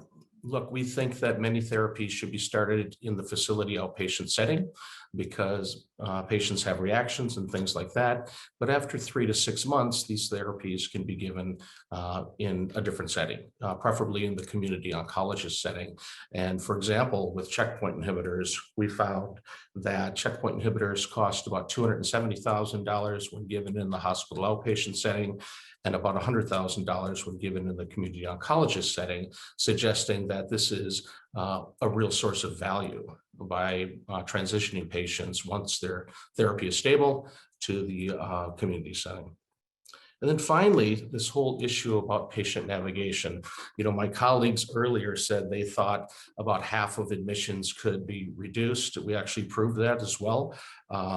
We know that when patients are diagnosed with cancer, there's lots of questions that was discussed. We know there's adverse events that was discussed. What did we do about it? We set up on our Novologic prior auth platform a trigger. So when an authorization for a regimen is made, that information is uploaded and batch filed. We run advanced analytics across that and evaluate which patients are at high likelihood for an admission. That patient is sent to a care manager's workflow. And in essence, they're reached out to and engaged before they even start to receive chemo. Now, engagement has been a challenge with these programs, with any of these care management programs. We found, by the way, that led to about a 44% reduction in all-cause admission. But engagement is a problem. We find that about 40 to 45% of the patients will engage this way. But what about the other patients? Well, for the other patients, we developed with capecitabine first, a digital engagement. So the patient is sent a signal that's through secure messaging. If you have these side effects, push this number. And we studied it first with capecitabine and published last year at ASCO a 74% ability to manage those adverse events through telephonic care management rather than being admitted to the emergency room. Now, last step, value-based contracting. Look, you know, the OCM was interesting, and we can debate the results at a different time. But what we do know from that experiment was the secret sauce that's required. Physicians cannot just get data. They have to be provided actionable insights that will lead to the improvement in either the quality and or the cost of care. So what we do is we take monthly claim files, analyze that data, and present through an interface with the physicians a ability to look at where their opportunities for improvement are. And then we have quarterly meetings with clinical consultants that sit down with the practice and say, here's what you do. And if you do this, your quality scores will improve this much.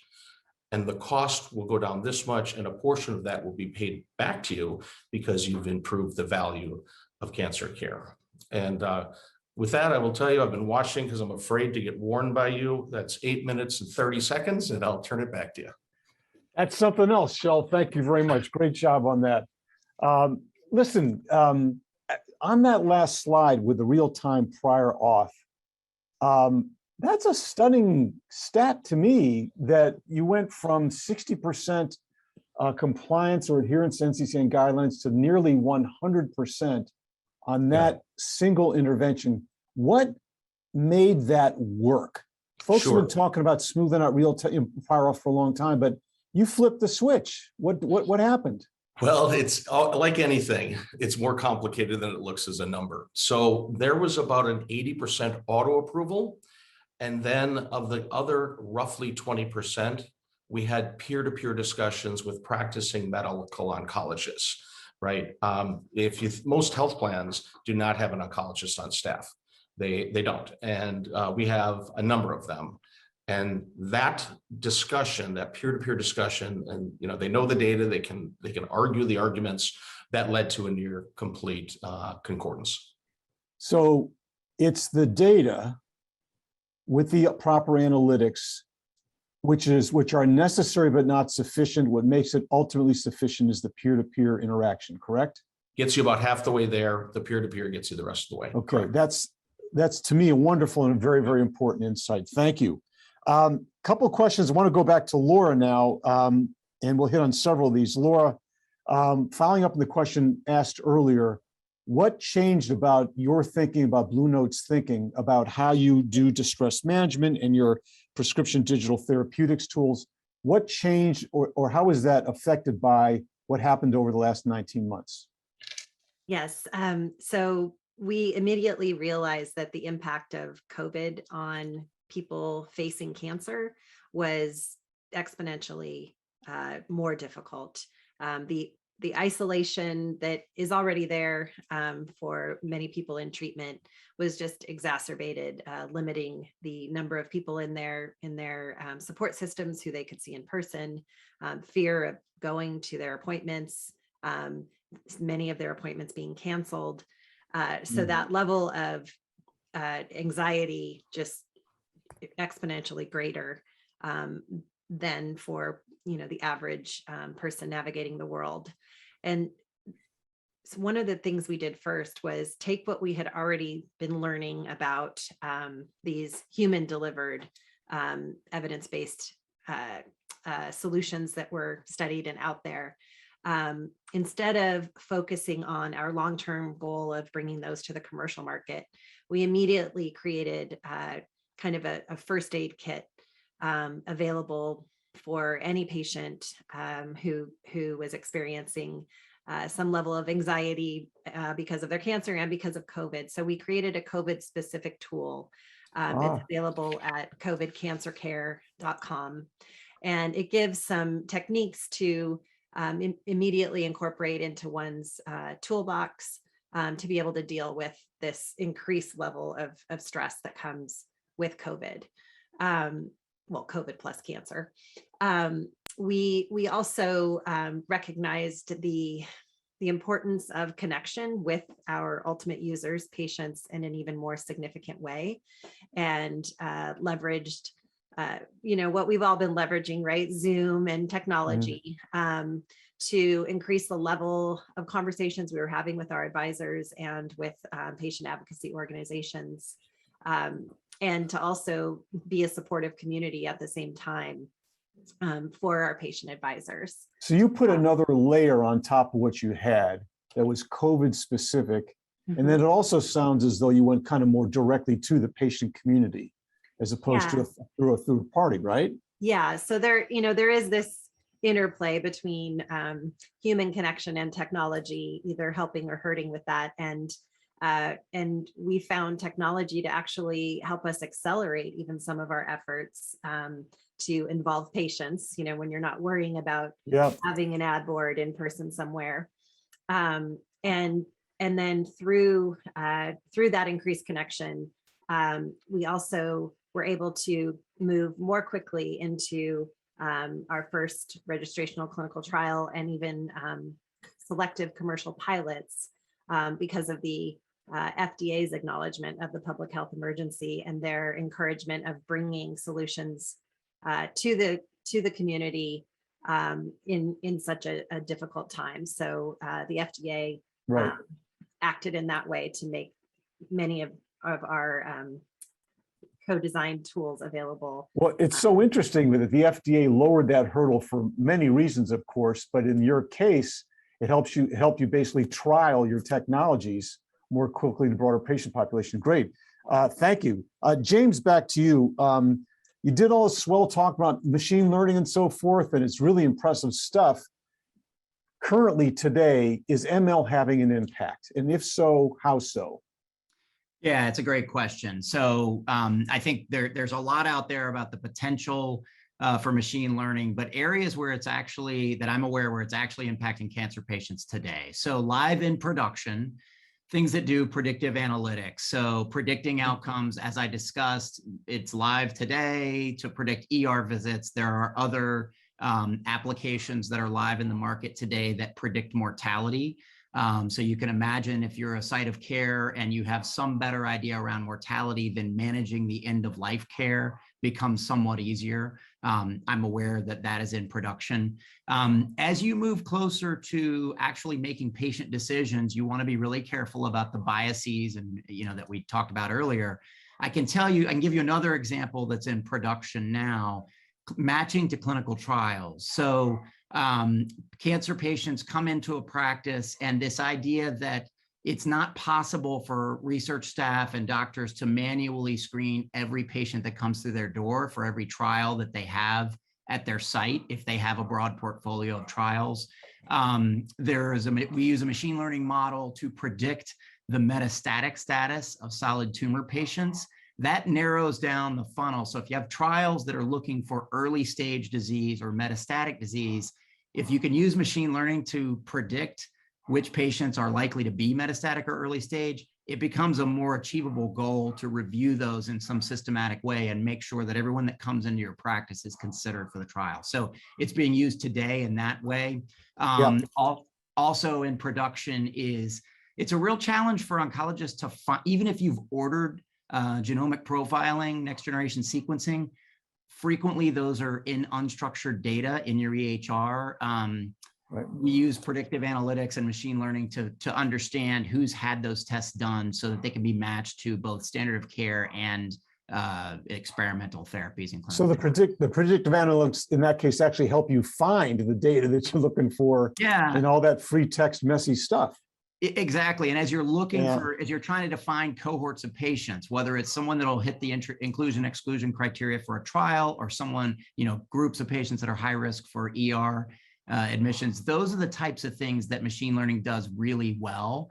You always need a human at the end of it though. And I can't underscore this enough. So that makes it, takes it from being something that doesn't have to be 100%. It's just got to help you be more efficient, because at the end of the day, it's a doctor and a patient that are going to be making these decisions. Yeah, well, speaking of kind of sensitive stuff, I kind of took notice when you talked about the application of predictive analytics to end of life care decisions. Mm-hmm. This is tender end of the spectrum stuff. And what you're saying is that in some ways, predictive analytics can tell you where you might have to steer the patient insofar as managing expectations and instituting the best end of life care possible. That's sensitive stuff. And so I'm glad you also pointed out that the technology is great, but it has to be sort of massaged and analyzed by humans. Thank you. Yeah.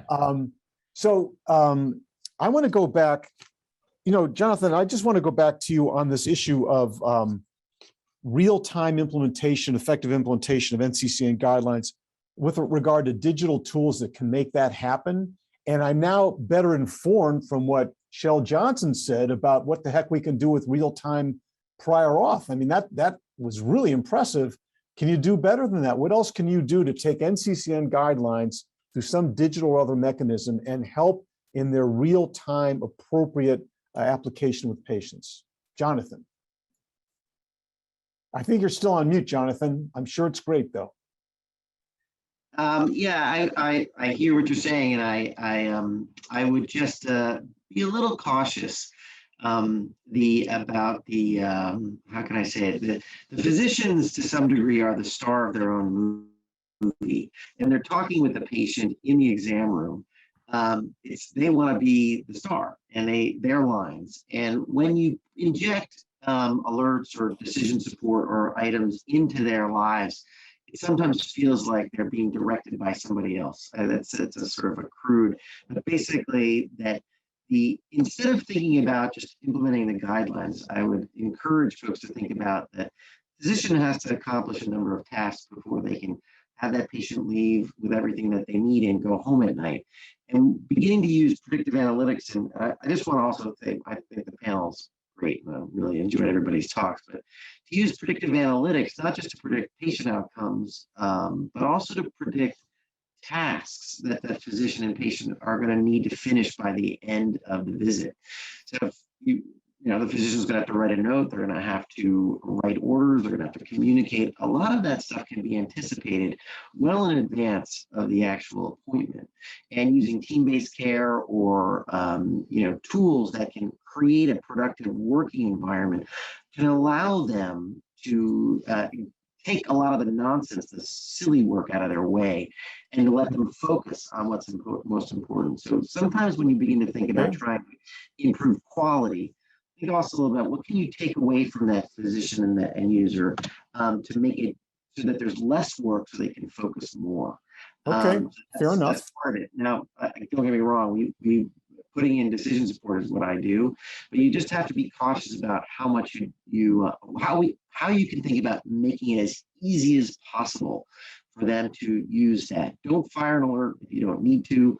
Only disrupt them when they're going to do something wrong, and then ideally make as much value out of that interaction by helping them write their notes, et cetera. So is that your specific advice about how we help to ensure that NCCN guidelines are used in real time in the right way with those sort of qualifications? I think it's really important to monitor and assess the impact this kind of stuff has on the end users. Okay. For sure, you may achieve a win at a single performance metric, but other things, an overwhelmed physician may begin to disregard your stuff. The peer-to-peers many times are not because the doctors may not believe in it, it's just because they're so exhausted and they just don't have the time. So thinking about that workflow and making it efficient, whatever it is, the rest of the lives efficient, may give you better outcomes in the long run as you implement your guidelines. Real time, we do real time all the time. It's just you have to be careful about stewarding, curate that end user experience. Got it. Thank you very much, Jonathan. A question we're going to direct for starters at Laura, and that is on health literacy, Laura. Certainly the health literacy of the various patients and family members to whom you might direct your technology, your digital technologies must vary quite a lot. So is there any kind of a screen, a validation tool, something to help inform you how to pitch it correctly to meet the health literacy of your different patient population? Yeah, well, one of the things we've implemented from day one is a support center, a patient service center, so that when a user requires that human touch to help them get started, or if they get stuck using a technology, that resource is available, whether it's their preferred use of chat or telephone, et cetera. And that has proven really helpful for certain segments of our population who maybe have an iPhone because their kids gave it to them, or but they're not really using it as successfully as maybe some of our other users in similar situations. So we're able to provide hands-on technology support when needed, as well as device support when there's something not functioning correctly. But there is a lot of variability in communities at large around their technology sophistication. So it's a real issue, but our position is that there's a lot more people, a very large percentage of our population that are using their devices every day. And if we can get this type of evidence-based care onto those devices, a much larger percentage of our population will actually have access to these resources and tools that right now are kind of hidden behind those ivory tower establishments. Well, the tool itself, the set of tools themselves, that's great. And then it's good to hear that you're keeping in mind this health literacy, again, trying to pitch it correctly there, and in kind of computer literacy, digital literacy is all up and down the board. So something that it has to be considered. We're getting so many questions here. I'm going to try to filter a few. We have another disparities follow-up, and this is quite specific.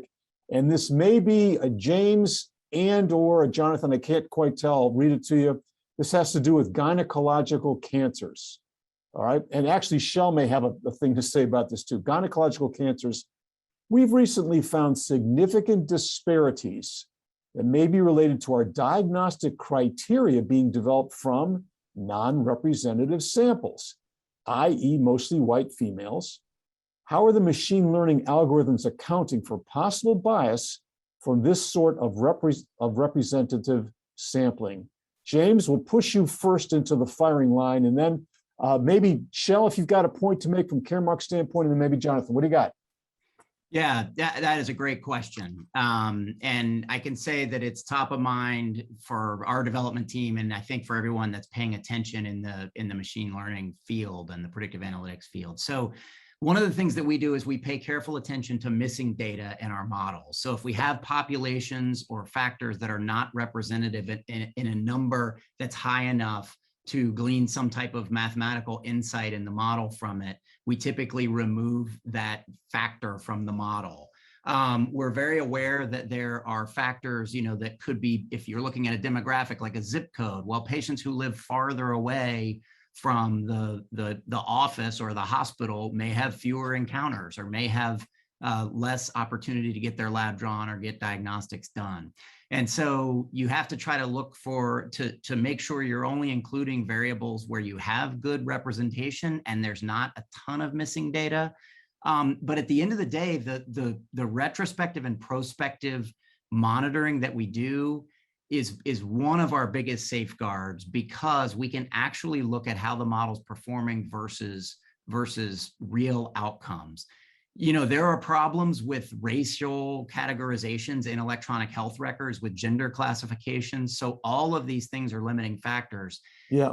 You got to be aware of the potential for bias. You got to do what you can to correct your model and monitor for it. And then there's got to be humans thinking bias at the end of your algorithms. Well, and I very much appreciate the point you make about missing data. It's not only the data you've got that are important, it's the data that are missing that may tell you what to do next.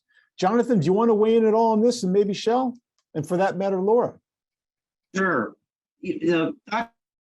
Doctors do, don't get me wrong, I think that this is an incredibly important topic, and it's nothing new, right? This is, studies are always performed in the patient who's sitting in front of you frequently doesn't exactly represent the folks who are in the trials. And so good doctors that's their job, is to be able to extrapolate from evidence. Now, knowing how the evidence was generated is really important. And I agree that in the end, it's the physician's job to make the final decision what's best for with the patient.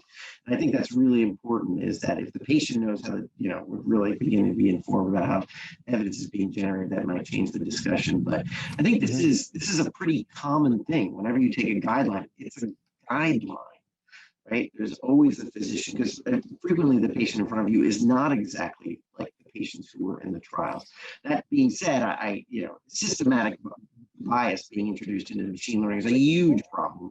And I congratulate James on his work, but I do think doctors are used to doing this a lot. It's kind of regular practice. We hope they are. Maybe there are some decision support tools that can help them avoid bias. Shell, any thoughts on this? You sit on top of a lot of data. You kind of wonder how representative it is, and you're doing a lot of decision making based on it. Do you have a view? Yeah, so we have about 21 million people. And, I don't remember the exact numbers, but when I show my oncology buddies a study where we studied 29,000 patients, they seem to think that's a big number. What I will tell you is, whenever we evaluate data, we make sure that that they're matched, right?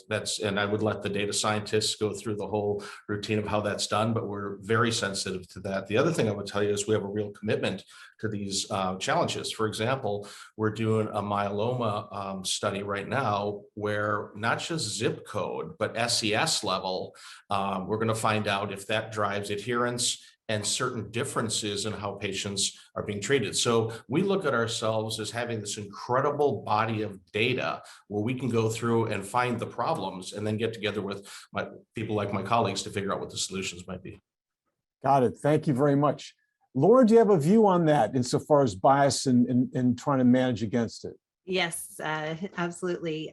One thing I'd point out is, yes, the data set and what data is missing. At Blue Note, we are very focused on having a diverse population participating in our trials. So an example of that is that a trial that's going on right now it includes a Spanish language version, not just a translation, but a version for Spanish speakers, which we hope will increase diversity in that regard. We also paid very close attention to the imagery that we use, the reading level, et cetera, as part of our tools. The second thing, or the third thing actually that I would bring up is that there is a tendency to rely on our clinicians to bring things to us, whether it's a treatment, medication, a certain type of scan. But I would really like to speak to the patients who are listening now and the clinicians. Cancer-related distress is so prevalent, and everyone deserves to have care provided for that element of cancer care. And so to the patients and the advocates out there, please encourage patients to ask for that resource. And to the clinicians, we want to arm you better with culturally sensitive and appropriate solutions to be able to respond to that request. Good point. Thank you very much, Laura. I have a question, a focused question for Jonathan here. Jonathan, this has to do with dealing with complexity. One of the questioners says they believe that a MedCAC report indicated a problem with AUC and clinical decision support. One of the problems there was that most patient cases are so complex that a high number of queries led to inconclusive recommendations. Is that a problem? So sure. I would argue that the science of decision support is still evolving, and that's why learning networks are so important and why we rely upon physicians. There's really, where's the source of the errors in what is happening with imaging, the source of variation. And if there's important variation, this patient is actually different and needs different care. We want that care to happen that way, as opposed to unwarranted variation where the doctor's just practicing outside of guidelines for no good reason. I think one of the things that we've instituted with our authors is one of the outcomes of decision support can be consultation recommended. This occurs when there's patients say it has multiple contraindications to imaging. And the right answer at that point is call radiology. This is not a patient who can be handled in a standard fashion. Please, this needs a physician-to-physician discussion to figure out what makes the most sense. And I think that recognizing of the limitation of saying at some point, yeah, this isn't good computer-based care anymore. This is not a guideline. This patient clearly needs a dialogue. So we try to help work with the authors to identify that line and saying, look, these patients absolutely should be followed by the guidelines. We can find actually patients that shouldn't be followed because the evidence doesn't exist, perhaps for this complex patient, and really just call radiology. And I think that that's a nice, at least at this point, option for how to manage it. Make sense? Good response. Thanks very much, Jonathan. In 1 minute and not more, question for each of you, 1 minute and not more response. And that is this. What are you doing in your own work or that you see as a technological trend currently that either most excites you or has you most worried? It can be something which you or your organization are involved, or that you're seeing out there across the horizon there, insofar as some kind of technological trend or development, and you can say, this is really exciting. I can't wait to get this thing developed and out there, or you better watch out for this because it's well-intentioned, but it could go wrong. So we're going to start with Jonathan, who's going to set a good example for brevity within a minute. And we'll walk through. So Jonathan, you've had the least amount of time to think about it. And we'll finish up with Shell, who have a lot of time to think about it. But as we often say, no dittos allowed. So you can't say, oh, I liked what Jonathan said or something like that. You got to come up with your own original response. So Jonathan, what's out there that really excites the heck out of you or that worries the heck out of you? So the science of clinical decision trees and decision support is neat and it's evolving, but always the challenge is how do you get that end user to the right answer with the least amount of pain. And I really think the two things that are going to advance that effectively is going to be the advancing interoperability where data can flow from the EHR and other sources into that decision tree to get them where they need to be. And the big win is natural language processing and consuming data from free text. And so that's something we're working on right now. And James does this all the time, but as an innovator, working through it, consuming information and creating the ontology and making it all work with all of the different stakeholders is a blast. And it's like bringing order to the chaos of healthcare is by creating these rules, and then the data flows into it. And natural language processing is just it's a lot of fun to do. So that's been a lot of exciting. That's great. I really like the way you've combined kind of a highly technical thing, NLP, with broad stakeholder interaction. So you've got to kind of pull all those together. I'm glad to know what gets you up in the morning every Monday morning to go to work. Yeah. Thank you. So James, what really knocks your socks off or worries you a lot? Which one is it, James? So I'm an optimist, and okay. I think we are nearing the end of EHR 1.0, which is where we digitized a paper chart. And I think through user-centered design and new technologies, as Dr. Derer mentioned, natural language processing, voice, we're going to get, we have a great oral tradition in medicine of people presenting patients in clinical scenarios to teams outside of the door and just the right amount of information, exactly what you need to make a great treatment decision on the patient and then execute on that. I think we're going to get to a place where technology is going to perform a lot like a really good resident or fellow. It's going to serve us up, get us up to speed on our patients quickly and efficiently. It's going to help us make decisions. The best residents and fellows suggest a plan of care, and then the attending can sit back and look smart and either agree or make adjustments. But I believe, it's not happening tomorrow, but I think we're near the end of EHR 1.0, and I think technology is going to serve doctors, patients, and care teams a lot more and be less of a burden and more of an assistant in the future. And then That's so well described. Thanks very much, James. We're looking ahead to that. I hope it isn't an unemployment or employment problem for residents, of course. That'll never be a problem. Okay. All right. Thank you, James. Laura, what do you think? Is it your next generation PDT or something else, Laura? Well, I am pretty excited about natural language processing as well, but in a different use case. You can probably tell that I would love to see technology be able to deliver care that is as personal and individualized as the oncology treatment itself that's being put in place for a patient. And something like the NCCN distress thermometer, for example, is a paper form generally, sometimes, a editable PDF. Sometimes worked right into the workflow, but at the end of the day, it's a questionnaire that when rescreened, when patients are rescreened, they get pretty familiar with the questions, and it can become kind of a rote thing to fill out and know how to avoid any extra attention. Natural language processing, as well as AI, that can tell by the way I'm speaking right now that I'm putting on my, best face, but that underlying all of this, I'm nervous or anxious and really could benefit from added support.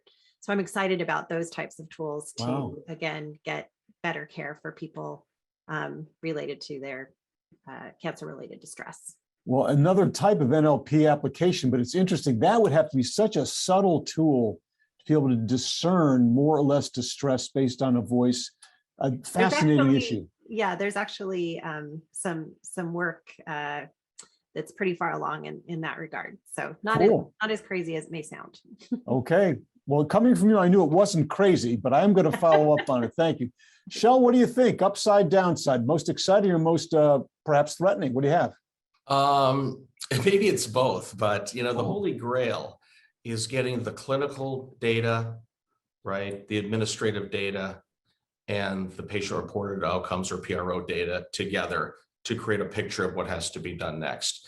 And we're getting really close to doing that pretty effectively, which is really exciting. Now, you said, is it scary? Well, maybe. So there are now programs, right, where we can tell if a patient is in the pharmacy. So I can literally track if they're going monthly to get their script. I can tell you if they're going to their doctor's office. Now, I look at that as an incredible opportunity. Some might think that's overreach. I don't know. Both sides of that coin. Certainly, we're seeing a lot of that, not only in healthcare, but beyond. Thank you, Shel. Good gosh. Well, we are at the top of our hour. We have now been apprised and enlightened regarding the future of cancer care, particularly with regard to digital and other technologies that reduce risk, improve quality, and address these psychosocial needs. I feel like I just got a graduate level course on that, so I'm much more apprised, kind of up to speed on it. Thank you, Jonathan Derrer. Thank you, James Hamrick. Thank you, Laura Chavry, and thank you, Shel Johnson. We are smarter for having listened to you for the last, 75 minutes. Thank you all very much. NCCN is grateful, and all of us are wanting to interact with you more in the future. Thank you.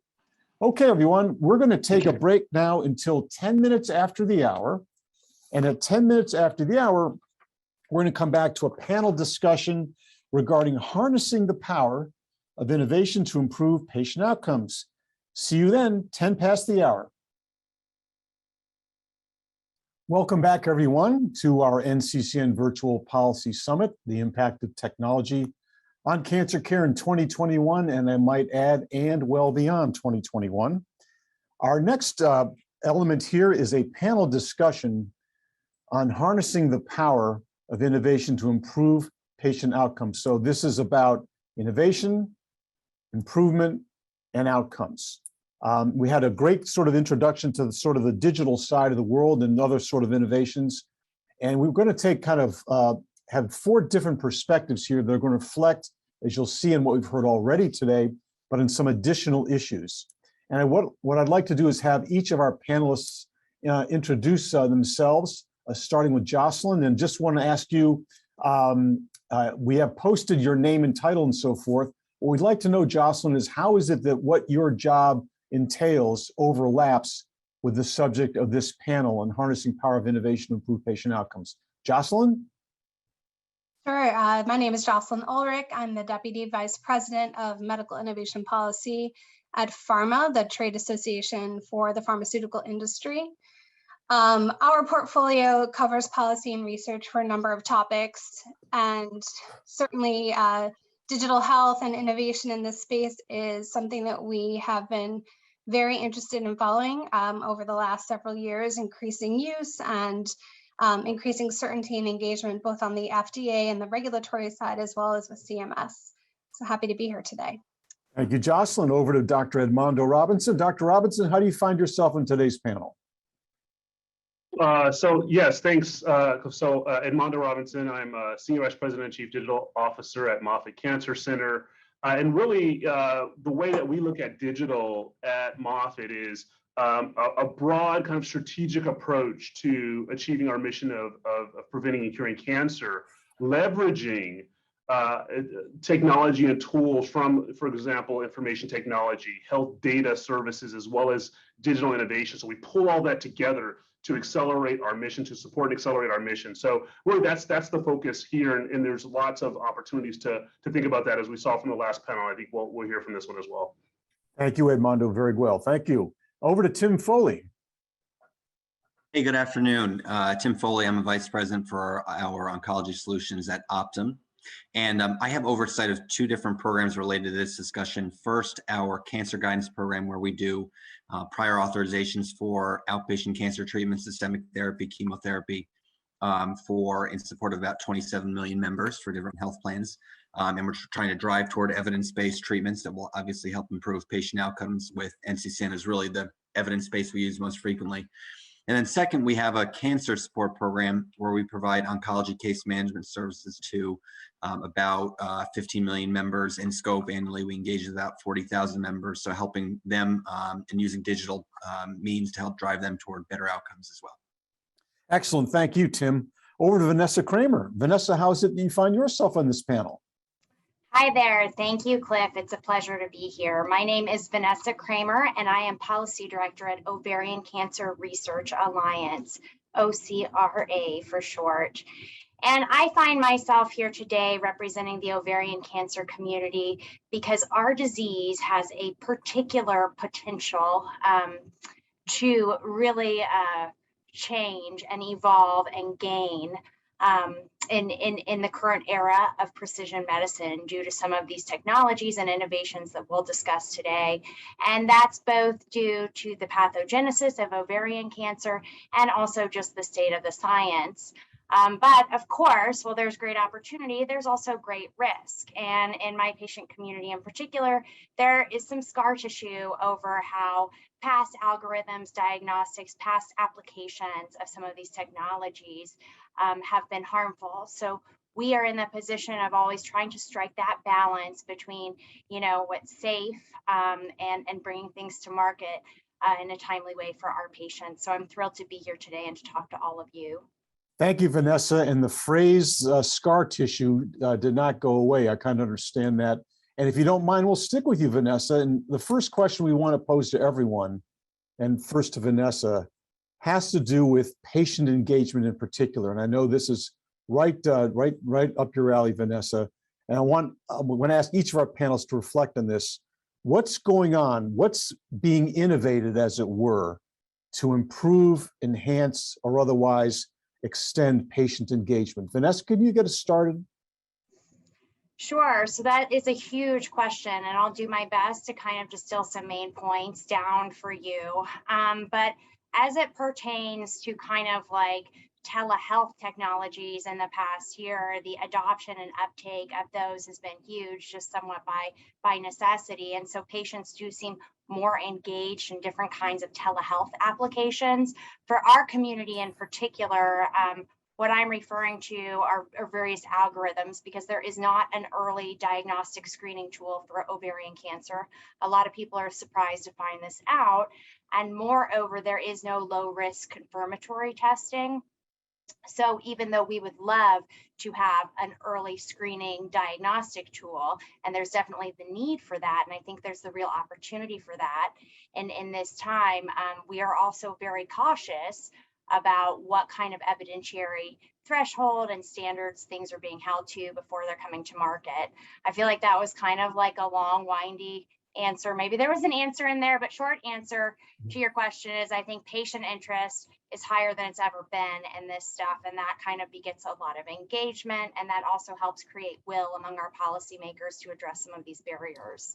Well, it sounds as though there's a lot on the demand side, but you also expressed a little bit of trepidation about the supply side insofar as whether these tools might be evidence-based or they might be misleading for a patient population that is in such great need and for whom early warning is hyper important. So point very well taken, Vanessa. We appreciate that. Over to Edmondo. Dr. Robinson, you could go in a few directions with emerging innovation for patient engagement. Why don't you pick a good one for us? Well, so just to kind of play off of what Vanessa was saying, there's this idea around patient engagement, leveraging digital tools. But the idea really is not unique. It's new to healthcare. right? So why don't we look at other industries and find ways to emulate engagement in those industries, whether it's retail or dining or those kinds of industries. So there's this concept of what we call digital front door in healthcare.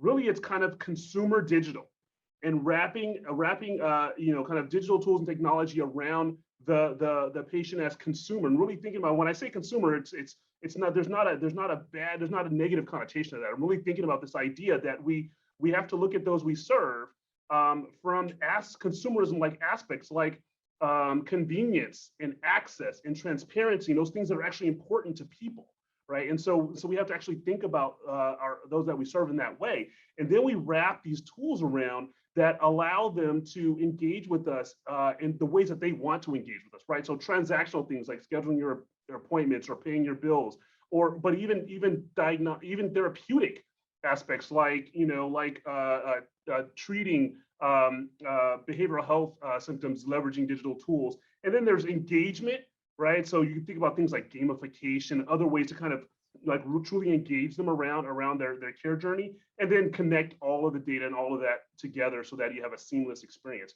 That's kind of the approach from a consumer digital front door perspective. And there's a lot of opportunity there to get better at it, actually. So a little bit more on the digital front door. Is that basically saying that your initial interface has to be able to grab the patient and gain engagement? Like if you get the front door wrong, you may be in trouble henceforth? Well, so digital front door is like a term of art in the space. It's a little bit of a misnomer because it's not one door.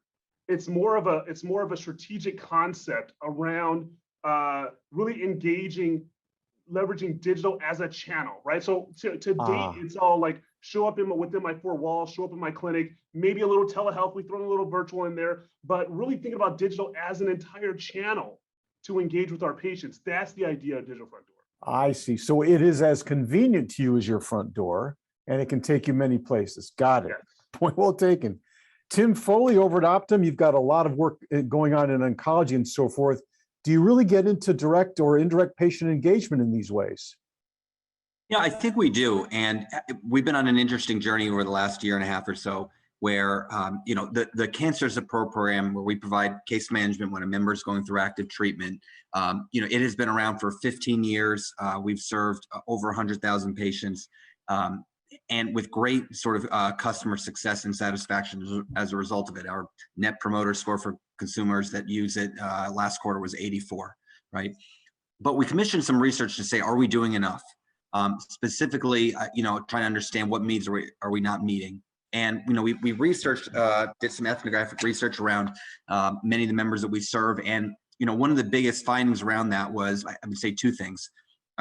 First, yes, they're looking for some help on some of those difficult cancer questions, like help me with medication management and understand my treatment. But they're really looking for more of those supportive services around that as well.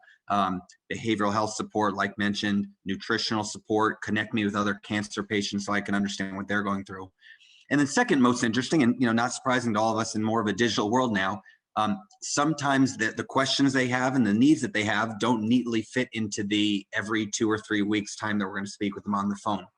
There may be a question they really need help with, at night when we're not available for that typical phone call. So a lot of the digital modernization that we've been driving, that we're in the process of going through now, is trying to focus on that meeting where they are in a comprehensive digital way.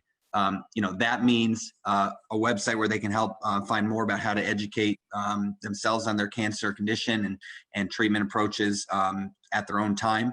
That means better ways to engage with us, video chat, asynchronous chat, for example, and we're piloting those. That even means, and I can talk more about this, ways that they can sort of provide us with patient-reported outcomes in between our case management discussions so that we know how they're tracking on their symptoms. We know when to escalate specific issues to their treating physician. So you're basically going 24/7, 365, and then you're providing different media for the 24/7, 365 there. So you can be reached and reach patients all the time in multiple ways, correct? That's the purpose overall? Got it. So Jocelyn, I just wonder, I'm not sure how much you get into this, but certainly you come from what many think is the most innovative industry in the face of the earth. Now, we may argue about that, but it's very innovative. Any thoughts on maybe from a digital standpoint or other sort of new way of thinking about reaching your target patient population with the right sort of information and kind of getting feedback or input from those patients? Any thoughts on that, Jocelyn?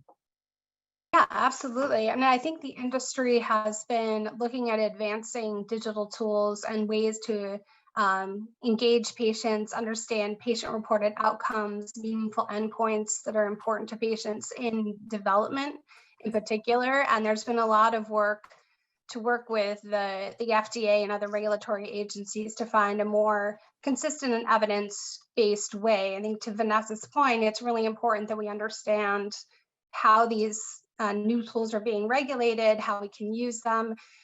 In the recent PDUFA 7 goals letter, there's quite a large effort on enhancing use of digital health technology, not only to register new drugs, but also to put them in the labels so that physicians and patients understand how these can help improve health and health outcomes. Good so points. A lot here. Yeah, thank you. Thank you for that. If I may add, oh, sure, Vanessa, go ahead, please. Sorry, but it seems to be a through line here that we don't have, and I hear this a lot from our patients, like an adequate resource that helps kind of our patients see the signals from all the noise, because it seems like there are lots of different products on the market. Patients are fumbling around in the dark a little bit. And to be totally honest, as a policy person, sometimes I'm overwhelmed because one of our grass tops will email asking if I've heard of this product or that product, or it feels like this is moving really, really fast. And on the one hand, you know, the powers that be have had their hands tied with COVID and various other things, but it seems like there's a need for you know, just while we're on the patient engagement note, patient education and kind of activating, to Edmondo's point, you know, finding that portal, ushering patients to the gateway of all that is digital health is ever a challenge. Well, let's pick that up, Vanessa, and we'll push it in the direction of Edmondo and Jocelyn, and Tim can weigh in on that. What about the deluge of information, Edmondo? And of course, now we know that much of the deluge is often, well, disinformation. How do we help folks sort through that? We didn't plan on this question, by the way. Go ahead, Edmondo. Thanks for teeing that up, Vanessa.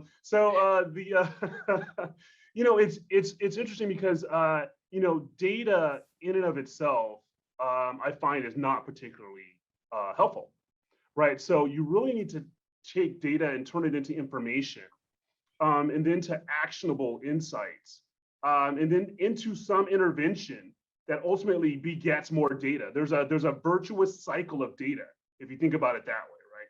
So you actually, so the approach then is, how do you take all these data points, misinformation or you know, kind of a small sample size or otherwise, and turn it into true insight and actionable information, right? And so we have to do that for our clinicians, just like we have to do that for our patients, right? And well, so, Edmondo, go ahead.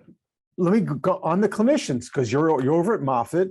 Are your clinicians properly equipped to cope with all the kinds of questions and inquiries from patients that may come in?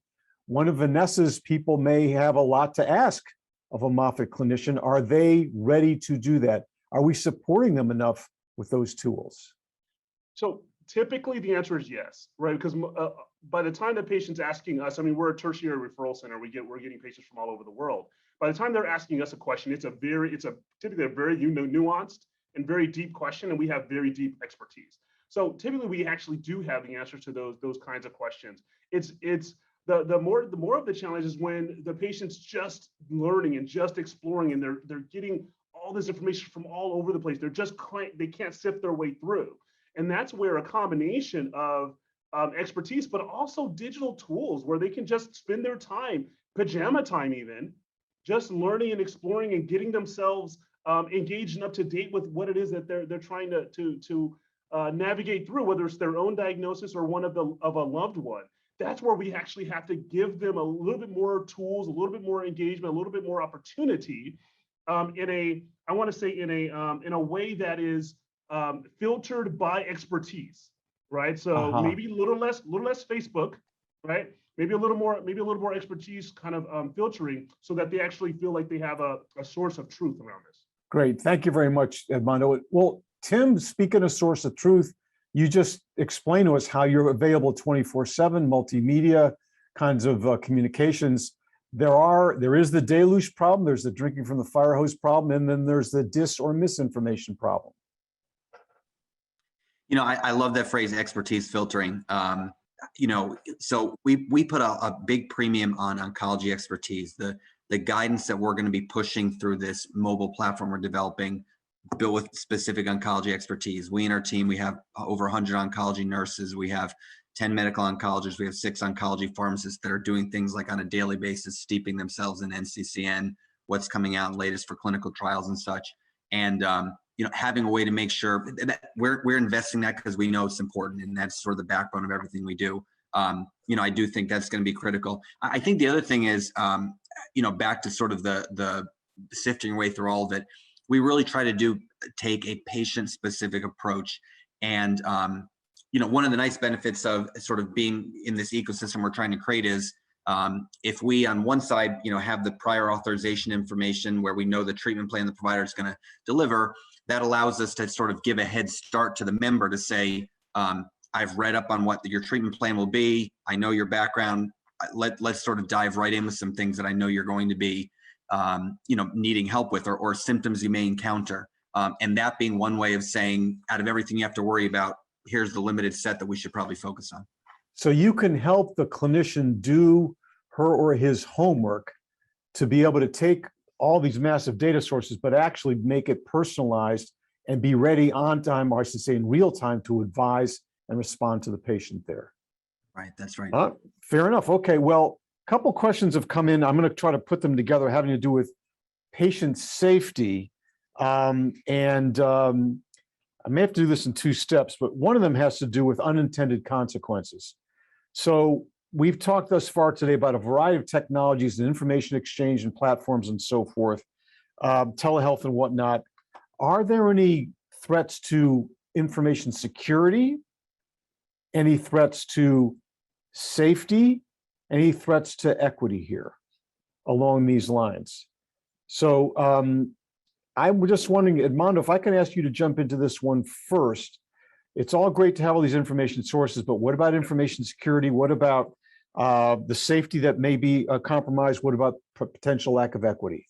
There's all of those is constant. It's all constant, right? I think of it as you know, kind of locking your door to your home when you leave, right? Like you have to think about your protecting and security around things that are valuable to you, right? And data is highly valuable, right? So there's a reason why, at least on the provider side, and certainly in other areas, you know, information security and having a chief information security officer that's well steeped in this, for example, to protect your data is just it's an absolute necessary. An entire team around that. Matter of fact, some of the digital technology and AI, for example, is baked into our information security. Like, for example, we have AI that looks and searches for threats to our data and to our systems, right? I mean, it's so important and so core to what we do. And of course, quality and safety is critical from a clinical perspective, and that's a constant effort that you know, led by folks like chief medical officers and those kinds of folks. You know, the equity piece. Well, Cliff, that's a whole nother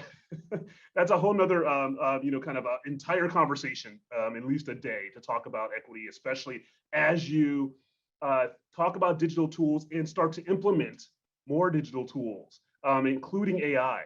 If you are implementing digital tools and you do not have a dedicated and disciplined eye on equity, you will exacerbate disparities. I'm telling you right now, if you do not have a dedicated and disciplined look at equity while you implement these tools, you will exacerbate disparities. As opposed to going back and trying to fix it when it goes wrong, you're saying prospectively we've got to be set up to do this from the You have to get-go? do it prospectively, or you're going to make our already disparate healthcare system worse. Okay, well, Jocelyn, you see, you're nodding your head on that one. Is your industry sort of tuned into that issue here, especially from the standpoint of kind of these digital tools and other types of information exchange?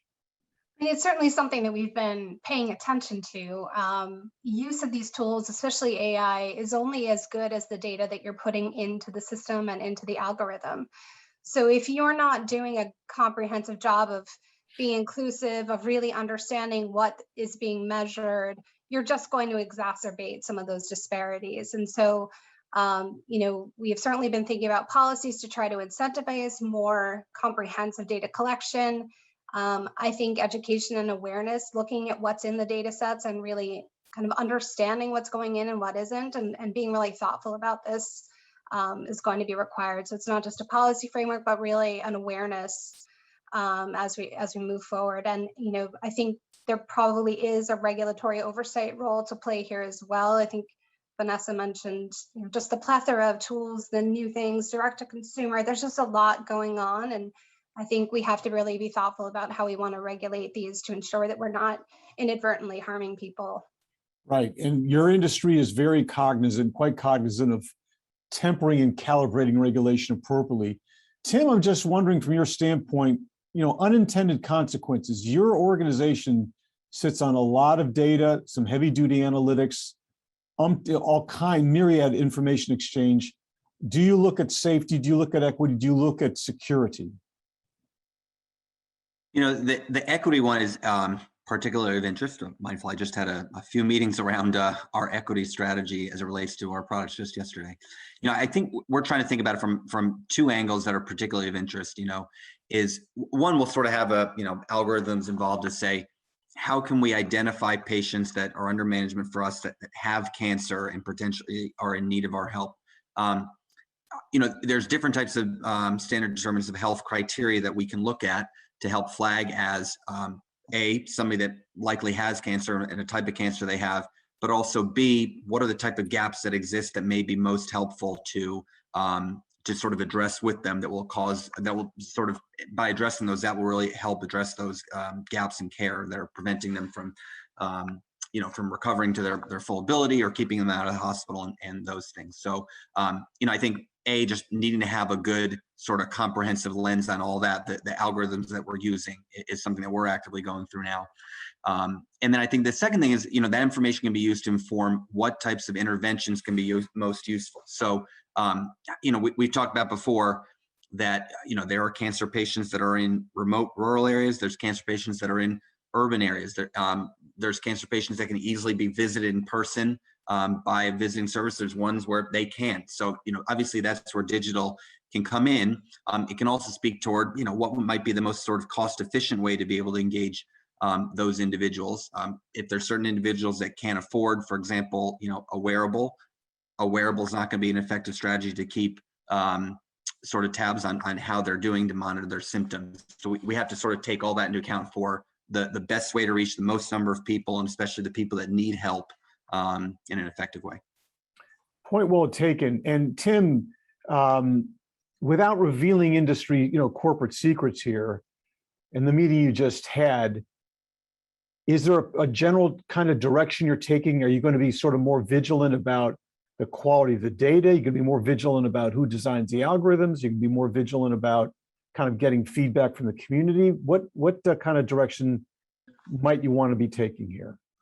Yeah, I think it's a little bit of all the above, right? And so our parent organization has just sort of committed to comprehensive ways that we're trying to be equity focused, from who we're hiring to the ways we try to incorporate feedback from our clients and our customers to how we're sharing that. And it's the nice part of being a part of an organization where at Optum we own providers, we deliver services to providers and everything in between. So just trying to use all those different angles combined to comprehensively improve what we do.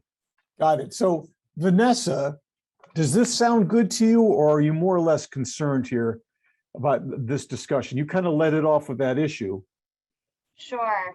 So I agree with points that everyone has made in the context of this conversation. I would say, like, in short, yes, there is potential to exacerbate equity issues, to undermine patient safety, all of these technologies for as much good as they can do. You know, I mean, one example, my parents live in New Mexico and I just got done visiting them, and there's broad swaths of the state that don't have broadband coverage. You know, I mean, that's a pretty significant barrier. So when we talk about equities and disparities, like if you can't even, you don't even have the system to get plugged in on, you're kind of SOL, you're way behind. So there's that piece of it, which is pretty basic, but albeit pretty significant. And then the other thing that I thought about, and again, this gets back to kind of education and awareness and echoes some of Jocelyn's points, is, you know, something you said that I wrote down was that these algorithms are only as valuable as the data put in. You know, there is a real incentive to ensure a robust data set. Participation is as diverse and as robust as it can be. And I thought about the Medicaid Clinical Treatment Act, which was enacted at the end of the year, and it is going to cover routine care costs for Medicaid patients starting in 2022. And this, of course, has the potential to be a big game changer, especially because for a long time, clinical trial populations were primarily white. It was a pretty homogeneous population. So it has the sort of potential to not only give people access to additional treatment options, but also kind of, you know, when we're thinking about accrual and clinical trial populations and all of the things that stall research and progress, like it will also be sort of addressing that. But when it comes to education, you know, I mean, that's something that we met with ASCO a couple of months ago on possibly formulating guidelines for the administration, but just thinking about it realistically, this goes into effect in 2022. The Medicaid recipients I've spoken with are completely unaware that this policy, that this new benefit is being added. So it seems like, you know, it's like every couple of steps forward we take, there's a step backward, which I think, you know, so goes, why I'm in policy. But I do think there is potential. And of the three things you mentioned, honestly, I think inequities are possibly likely to be sort of harmed the most with adoption and uptake, even though there's also this potential for them to really mitigate disparities. So yeah. Well, thanks for that. And by the way, thank you. Edmondo responded to a question about social networks of patients, providers, newly diagnosed patients looking for more information, trying to make some sense of it and trying to get onto a secure platform to discuss this. He popped something into the chat with a useful website and an oncology social network. Well, since Vanessa mentioned clinical trials, I want to move over to Jocelyn here and just in your industry, Jocelyn, certainly clinical trials are the sine qua non. You got to have them. Now, they're maybe starting to look a little bit different now, but from a technology standpoint, maybe a digital standpoint, and maybe even kind of a trial design standpoint, what is changing now these days? How are we innovating in the how to do clinical trials sector, Jocelyn?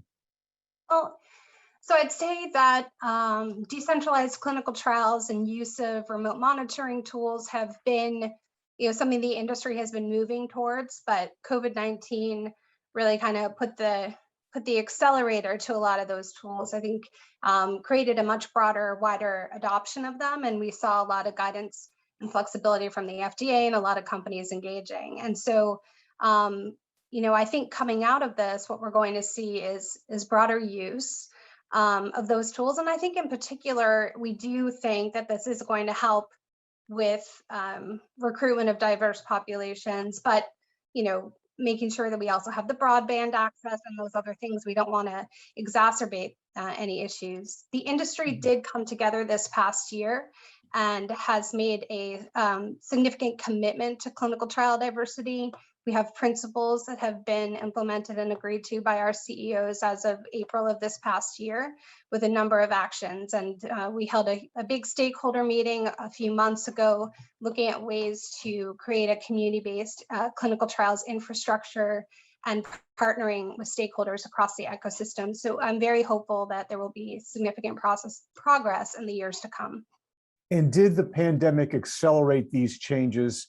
And is your industry ready to go with those? I mean, I know your industry is highly innovative, but on the other hand, your industry really knows that it's got to please the FDA ultimately, and they've got to watch the regulatory agency as well. Do you think we're in a good place there?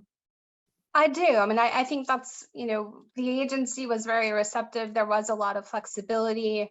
They were issuing a lot of guidance about how to deal with data, remote capture of data. So a lot of those things that I think there was some trepidation about how accepting the agency might be. I think we've overcome a lot of those hurdles in the last year because there's been this forcing function and everyone has gotten a lot more comfortable a lot more rapidly. So I do think that that's going to probably be a changing point for everyone. Something definitely to watch. Edmondo, and I know you're familiar with clinical trials institutions that got to run them. On one hand, well, let's put it this way. Are there digital innovations that are enhancing not just sort of the technical aspects of clinical trials, but also being able to enhance or encourage heterogeneous patient participation? Is it working both ways for us? Oh, it certainly does, Cliff. So Jocelyn certainly spoke to the idea of the decentralized clinical trial. So I think that in that getting traction is really, really important. So I don't want to I want to double click on that. It's really important. So I just want to make sure that we that's I think that's the most important. But there's other things we can think about as well. So part of it is the accrual process itself, right? And so let's imagine that we leverage a digital tool, for example, that can just comb through all of your patient clinical data, match it across inclusion exclusion criteria, leveraging natural language processing and AI, and then serve up a list of folks that you really should take a look at to enroll in this trial, right? Without an actual person doing that scan. Right? So in cancer, that could work, especially in areas where we have under accrual or kind of maybe underrepresented accrual. You're saying we can use tools up front to identify likely candidates, as it were, for trial enrollment, correct? Can and are. Absolutely. Yes, it's very early technology, but absolutely, that's exactly what we're doing, right? And so again, it's pretty sophisticated AI on top of the NLP to do that. And so it's a process because of course all AI you got to feed it data, it's got to learn, and it's got models and all that.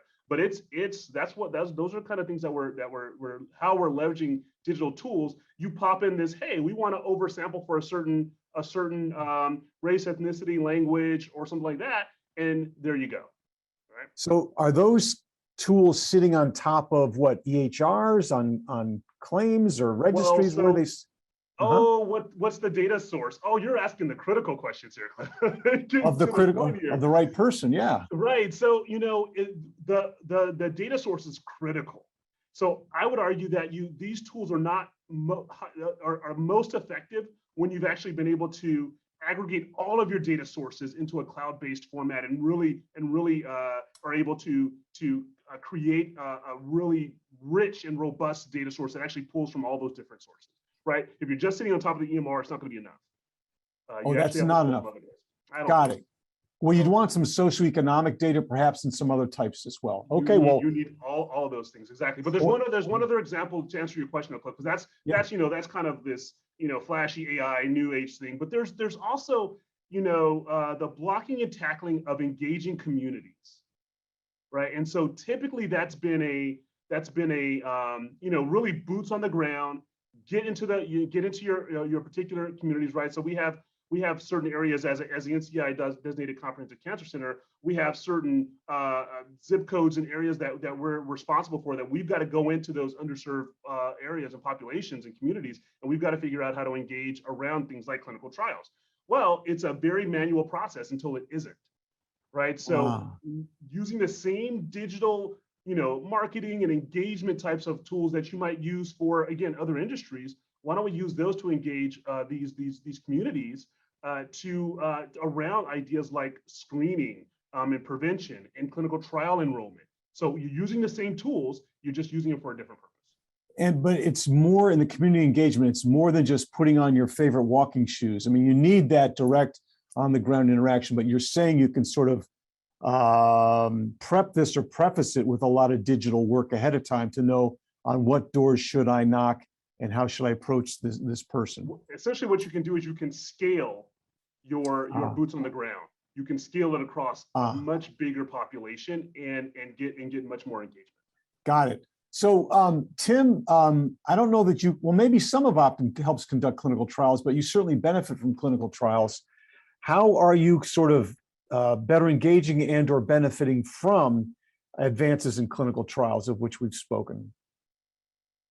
You know, it's an area where sort of within my area, we have some limited involvement. You know, sort of sometimes the health plan will sort of ask for us to make sure that any type of treatments that the health plan would be responsible for are appropriate for that type of clinical trial, mindful that the manufacturer would be sponsoring most of the treatments. What we're really excited about exploring though is that, you know, on this prior authorization side, we have a captive audience with providers, you know, processing authorizations for over 200,000 members in a given year. That is a great opportunity to reinforce, did you know for that HER2 positive breast cancer patient, there's actually a clinical trial available that's 30 miles away. Did you know this new virtual enrollment capability is now available for something where maybe you're not close enough? I think we're just in the initial phases of starting to think that through, but it really is a great opportunity to make connections to trials that are already happening, reinforce some of these other messages that are now sort of available to increase clinical trial enrollment. Okay, so let's take that another step then. Real world data as complementing or supplementing clinical trial data. Again, in oncology, you're sitting on a lot of data, got a lot of means of access. Are you sort of using those, sifting through those data to augment what we've learned from clinical trials to better serve cancer patients? Yeah, I think so.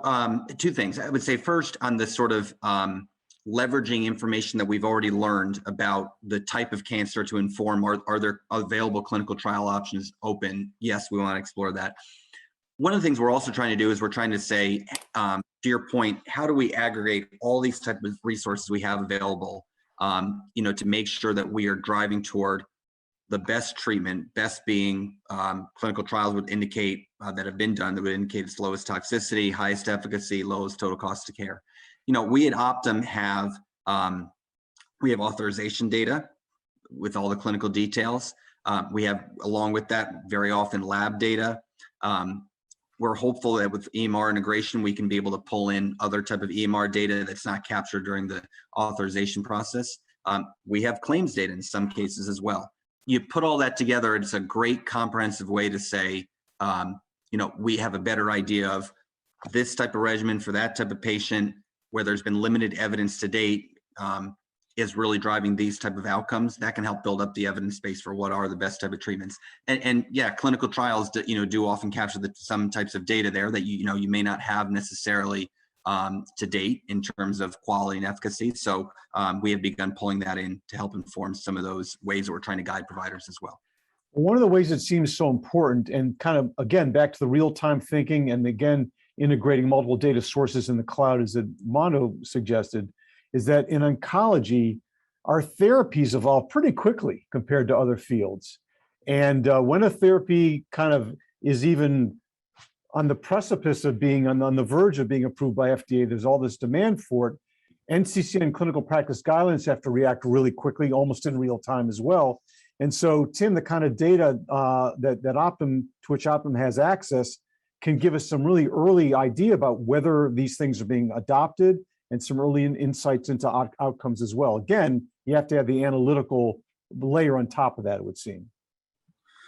Yeah, our good friends at NCCN, we counted that there was, I think in the last 12 months, something like 250 different evidence updates that came out through the guidelines and compendia, right? So just Wow. as you stated, there is, it's hard to keep up if you're a provider, if you're a partner trying to help providers or health plans like ourselves. So that is one of the sort of uber themes of the discussion, is how the heck do we keep up with all this while also sifting through what's right, what's truth, and what may not be truth here. So this is like an ongoing challenge for us. So Jocelyn, back to you, insofar as clinical trials, again, just circling back on this, and drug development.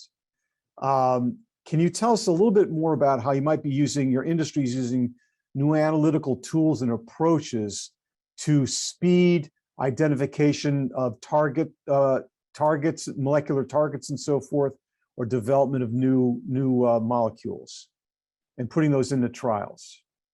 Yeah, so I think AI and these tools are certainly being used to try to identify new biomarkers. There's now, other kinds of biomarkers. And I think kind of everyone in the ecosystem, the FDA included, are all trying to catch up to how to even regulate that. So, again, going back to the goals letter, quite a lot of energy being put into what that would take on the agency side. They have limited experience evaluating novel digital health technology-based measurements and drug development, so they need to have some hiring capacity. They're looking at updating guidance. There'll be public meetings, and I think there'll be a lot of opportunity for experts and other stakeholders to kind of engage in how we should be thinking about these, regulating them, using them, but a huge amount of opportunity, and good to see the agency and the industry working together on some of this going forward. We're depending upon it. That's absolutely right. I want to move to telehealth and this issue of interstate licensing here. I'm not sure if Edmondo can get us started on that or not, but we know that especially lately, telehealth and virtual care have expanded a lot in the last 16, 19 months. And can anyone comment on the role of interstate licensing on the implementation of technology-based cancer care? Do we need any policy making, any rule making, any changes from the policy standpoint to make sure that we can really capitalize on telehealth and telemedicine, as was exemplified, we hope not temporarily, during the pandemic? Edmondo, can you get us started on that? I'll start, but I'll say I'd love to hear from Vanessa on this one. But I'll say that we'll get to her. So from a provider perspective, like, yes, please. It's really the answer. I mean, we're taking care of patients from all 50 states. It doesn't make sense. Actually, there's very limited state-specific requirements for my license as a physician, right? And so those nuances are those differences are so small that why are we doing this? And I actually do know the reasons, but it's time to get past it, right? And it's time to move on, because we're taking care of people from all over the place, and we're making it harder on our patients. This is not a hardship on us as the providers, it's a hardship on our patients, and we really should be past this by now. So I'll get off my soapbox on that. Well, no, the soapbox was well taken. It was a good step up. Vanessa, telehealth, telemedicine, are we being held up by that? Yeah, I mean, I couldn't agree more. It is, the fact that providers have to be licensed in their state and cannot serve out of state. This was something that we heard a lot about over COVID with our patients. And of course, lots of states were relaxing things, given that we were under a public health declaration of emergency, but a lot weren't, and it's a patchwork. And it is really, especially with ovarian cancer, because time isn't on your side, for some of our patients to have to forego appointments or to be fretting driving down to like MD Anderson. Like, this was a big issue. And, I think I'm hopeful, like Edmondo, that we're going to create, I think Jocelyn said something similar. We've got some tailwinds. People are outraged. There's a lot of coverage. It is really nonsensical to not have, reciprocity. And I know that there are various proposals around, state compacts and this, that, and the other thing, but patients are really, really suffering in the meantime. And it seems to me like licensure might be kind of the sleeping giant in terms of really threatening all the progress we stand to make here. With licensure, that's going to be a big issue. Is that because certain groups have potential conflicts of interest or turf concerns, Vanessa? Yeah, I think that there are a lot of different factors involved, to be honest, but I do think that there are certain bills, especially at the state level, that try to include provisions or language that get at some of the concerns around competition. It's going to be interesting. I do think in health policy, we look towards states. They're each like their own little laboratories for policy. And I know Maryland has one that generated a lot of enthusiasm, but it'll be interesting because I do think states are going to kind of move on this, and we'll just be more fragmented than we already are. But I was really shocked by the number of patients that I've heard from about COVID and you know, kind of their frustrations. Yeah.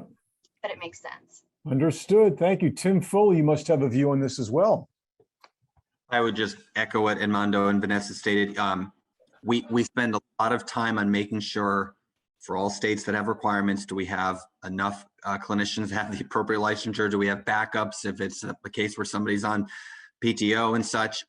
And, you know, would just wish that we could sort of spend less time on those type of efforts and more time on helping patients. Well taken.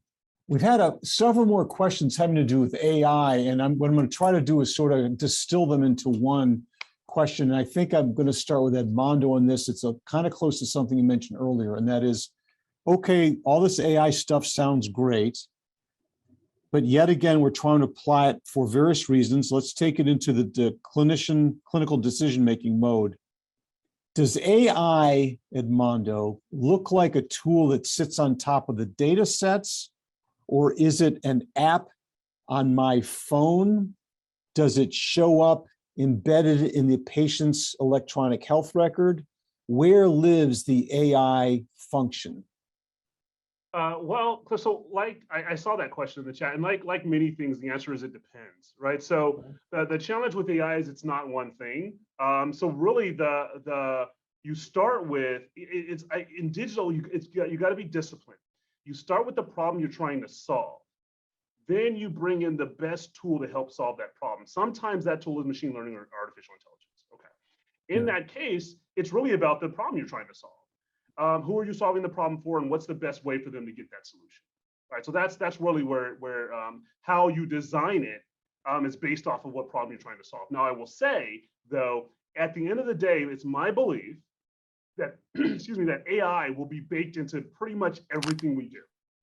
Everything. It'll be in everything. Right? Everything is rather inclusive, Edmondo. Everything is quite inclusive, and I mean what I said. I really do. Right. So and now it depends. Like, there's different use cases, but I'm talking everything from supply chain and rev cycle all the way through to clinical decision support, all the way through to consumer digital and digital front door. Everything from this patient, I know about this patient because I know about their social media and how they like to interact and who their family is and all that. So I can serve up the most appropriate way that they're going to pay their bill, installments, credit card, check. I can actually serve that up because I know them that well. That's AI. All the way through to I am going to optimize my supply chain and decrease my overall cost of managing that supply chain. Again, leveraging AI and digital workers, right, and everything in between. So that's actually where we're going, and I feel totally confident that that's where we'll be. Now the question is, how do we get there? And how do we get there in a way that, again, prospectively addresses the idea that there might be bias baked into some of our algorithms as we develop these tools. And we're cognizant of that. So back to Vanessa. Vanessa, does Edmondo's everything everywhere vision of AI strike a resonant chord with you, considering the kinds of patient feedback you've been getting, especially during the last year and a half? Sure. I mean, insofar as it is ever, I don't think patients are necessarily concerned about privacy, at least the ones I speak to aren't. Maybe that's a little short-sighted, but typically that's kind of the least of their concerns. I think that they do accept that API is kind of everywhere, sort of so diffuse and in every space, and see it as a tool that can help them. There's just the barrier might be they are intimidated by figuring out exactly what it can do. I don't know if does that answer your question? Well, it sounds, one point you just made is that things that act like AI, smart systems, are everywhere, not just healthcare. Right. And so patients kind of see that. But it just seems that, well, I'll ask Tim to reflect on that. Tim, the everywhere applies to your work too. Is this going to help? Is this sort of AI machine learning aspect going to really elevate to a next generation the kind of work that you are doing? Edmondo says it's going to be everywhere. Where's it going to take you next, Tim? Yeah, I think reflective of, our own sort of non-healthcare engagements. You think about the ways you can engage with your bank, the ways that you can engage with, a retailer where you're buying something online. There's more and more AI-like, connections that maybe don't entirely appear robotic or AI-esque, but if they're done correctly, that's the goal, right? And I think that you're seeing that sort of a crawl, walk, run type of thing. There's sort of incremental improvements. There's going to be more and more substantial things happening over time. I think that's the approach that we're trying to take with a lot of what we're trying to do to help cancer patients and to help guide providers. Be it like some of the examples I talked about before, like the chat capability we're going to be using for engaging with members that we support. To me, one of the biggest challenges more on the clinical decision support, prior authorization angle is, and I was joking with some of the panel members before, I feel like about once a quarter for the past 3 or 4 years, somebody says, Tim, I have the NLP AI solution that's going to help you determine, give the medical record into the machine. It's going to tell them exactly what type of treatment is most appropriate for them. And, we sort of direct toward it, have you seen how often the evidence changes as NCCN helps us understand? And it seems like some of those tools are built for less complex, less evolving type of treatments. So I've sort of yet to see something that I think is going to automate that type of work in an easy way, but I'm continuing to have the conversations because we're going to get there at some point. Okay. While you have the conversations, you are making progress. That's certainly the case. Edmonda, you might have seen the question in the chat about repeating how the AI tools will be deployed. You rattled off on this clinical decision making. You said supply chain, and there's so many of them, right? Yeah, again, the answer is it depends, right? It depends on the answer to the question was, you have to start with the use case. What are we trying to accomplish? What are we trying to do? What's our underlying goal? What problem are we trying to solve? That will determine how you deploy the AI tool. You don't start with the AI tool. So that the answer to the question is it depends. Okay. So have us kind of generate the questions. You're still confident that AI or some version of it will be at least part of the answer. So I want to move to a closing question here. I want to start with Jocelyn, especially because it really has a lot to do with policy and policy levers. And so, Jocelyn, I know this is so much what you do every day. Let's have a planning horizon of 2 to 5 years. I'm picking that on purpose because 2 years is still the current administration. 5 years may or may not be. So we're trying to overlap that on purpose. But Jocelyn, from your standpoint, again, harnessing the power of innovation, digital or not, if you could pull up one policy lever that would enhance the care in oncology, what would it be? Pull one policy lever, push one policy button that would really, to the name of the session, harness innovation. What would it be? I think we just more predictability, both on the regulatory and on the reimbursement side. We didn't touch on it much, but I think having clarity about how these are going to be approved and covered, I think would provide a lot more certainty for everyone and would, allow the field to really evolve and for patients to have more security and confidence in what's being used in their clinical decision making. But you crossed a boundary or two. One was sounded sort of regulatory and one was sort of, you said covered, so that's payment. Yeah. So it kind of sounds like if you want certainty, we want some better alignment for development, regulation, payment, and access. Yeah, I think that's a fair way to summarize it. Okay. Certainly, understanding what the evidence requirements are across the continuum and having some consistency and clarity around all that would be very helpful. Yeah. Got it. Very good. Very, very good. So, Tim, you could pull one policy lever. What might that be next 2 to 5 years? Let's just say, how are we going to make Tim Foley's life easier over at Optum Oncology? If he could push that button, what would it be? Around interoperability of data, I think there's more and more progress being made there, but further work that can be done to break down those barriers and encourage all stakeholders in the system to sort of collaborate. I mean, we saw this in one of the comments in the chat, right? I think we can sort of best serve at Optum the healthcare system if we are doing things that help providers, health plans, other sort of vendors that are helping there, all be connected in one place. And where one sort of party gathers information about the condition member has, the needs that they have, sharing that in a way that is sort of fair, efficient, so that each party can sort of play its best role in making sure right treatment at the right time for the right member, I think is critical. And very often the sort of barriers to that is not a lack of good ideas, it's lack of sort of technical standards that allow us to sort of appropriately and safely share that data in a way that everybody can see it at once. So I think just continue to make progress there. Well, transparency is one thing to which you just alluded. I can hear that. So Edmondo, I know you've got a bunch of buttons you like to push and levers you like to pull. What would one of them be in the next 2 to 5? Yeah, so I mean, Tim took one of my favorites, interoperability. I really like that one. But I'll say that I'd like to see an accelerated activity toward really understanding and ensuring the public's confidence in digital therapeutics. So digital as a therapeutic entity itself, and really, I think the public should be confident that if we are prescribing, right, a digital therapeutic, that it's gone through the appropriate safety and quality and so forth mechanisms, just as they would if we were prescribed a medication. And so that, to me, I think we're lacking a little bit of confidence around that right now. I think we need to put some energy and policy effort around that. That's a very good point. We know that the FDA is trying to figure that out too. I think, and I guess on the device center, the CDRH over there, do you approve this thing once or multiple times if it's a learning device?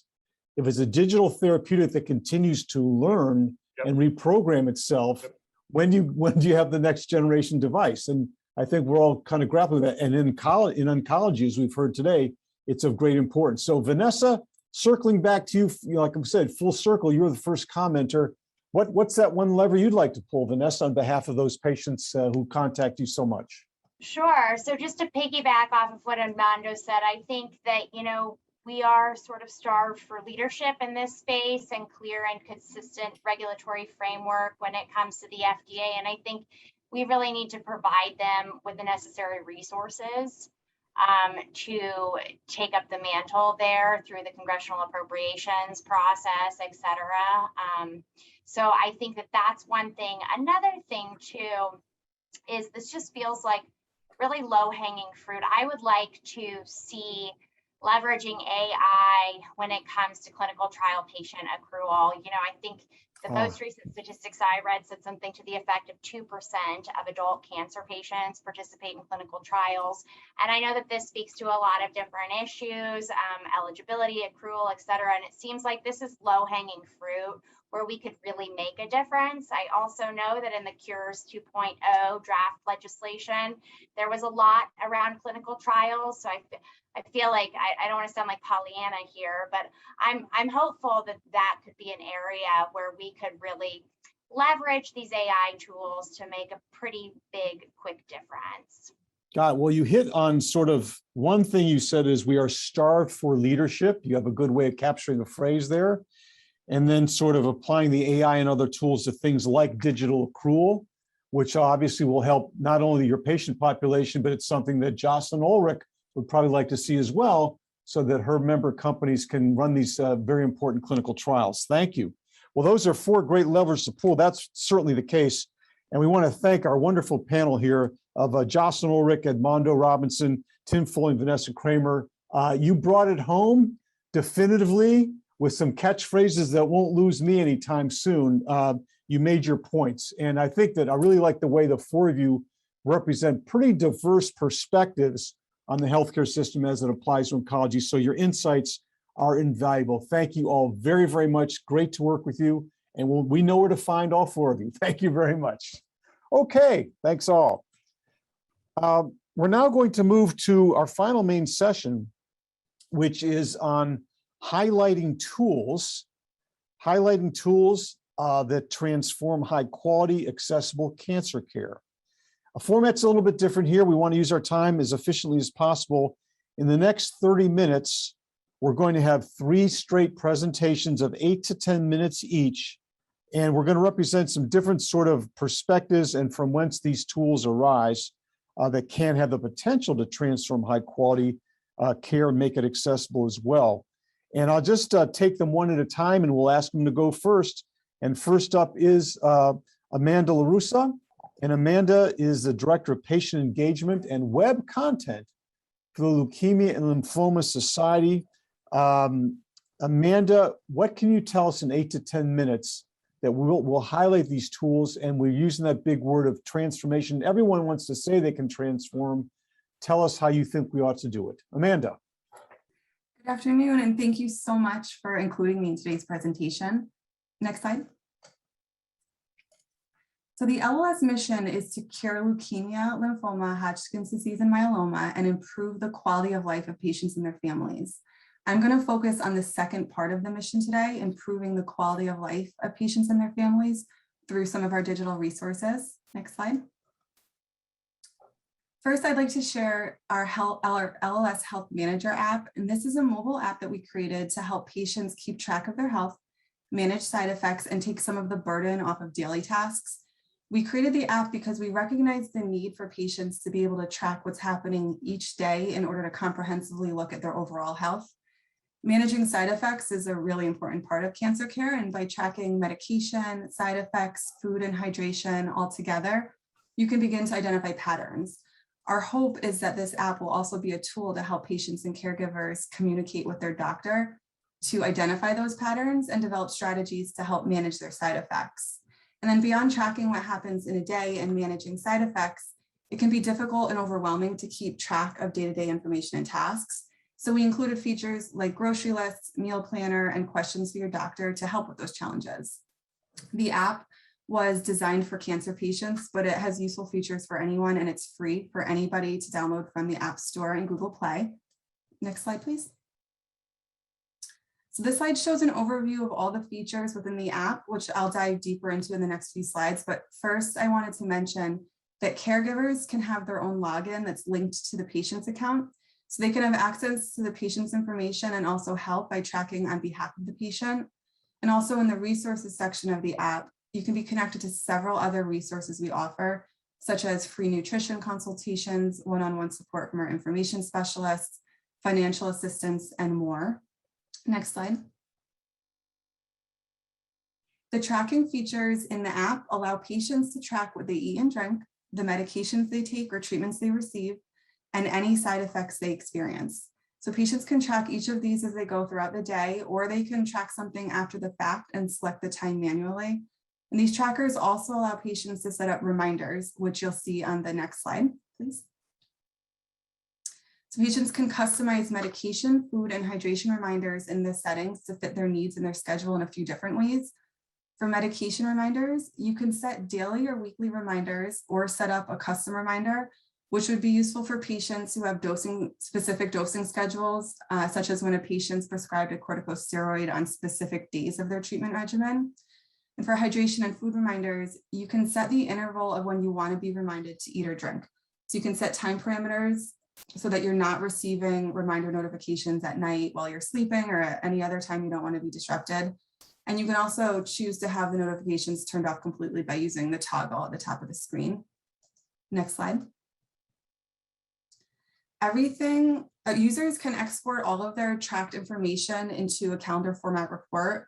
You can select whatever date range you'd like for the report. On this screenshot here, we're looking at 1 day, and you can see that each day is broken down into 4 blocks of time. Everything that was tracked appears in the corresponding time block. And in each time block, there's a separate section for each of the 4 categories that get tracked. So the purpose of this report is to provide a clear visual of what's happening throughout each day. And ideally, patients will bring the report to their healthcare team to discuss side effect management or any other concerns. Next slide. So patients can also use the app to keep running lists of questions for their doctors. And in this first screenshot, you'll see that you could have as many different doctors and appointments listed as you'd like. And this allows users to keep questions for different doctors separate. When you click on a doctor from that list, you see the list of questions, which is shown in the second screenshot here. And once you mark a question as answered, it gets categorized as such. So all your open-ended questions can easily be accessed at the top of the screen. When you speak to your doctor at your next appointment, you can open your unanswered questions and fill in the answers and any other helpful information, and then mark the question as answered. Next slide. Patients can create grocery lists and categorize them to make the shopping trip more streamlined. You can also check off items in the app as you shop, or you can export your list as a PDF if it's easier to bring a paper list to the store. Next slide.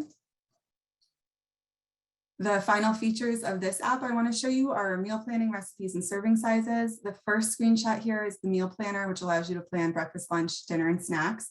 The second and third screenshots are from the recipe section of the app, and all the recipes are vetted by our staff dietitian. And when looking at a recipe, you can add the ingredients from that recipe directly to your grocery lists. You do that by clicking on those check marks next to each ingredient. And the final screenshot is from the serving sizes area of the app. The serving sizes provide visual cues to help patients eyeball their portions to know how many servings they're actually eating. Portion control helps to digest food better, stay energized, maintain a healthy weight, and control blood sugar levels, all of which are important for cancer patients. And before I move on to our next resource, I just want to mention that we're currently in the process of translating this Health Manager app into Spanish and French Canadian, and that update is expected in early 2022. Next slide, please.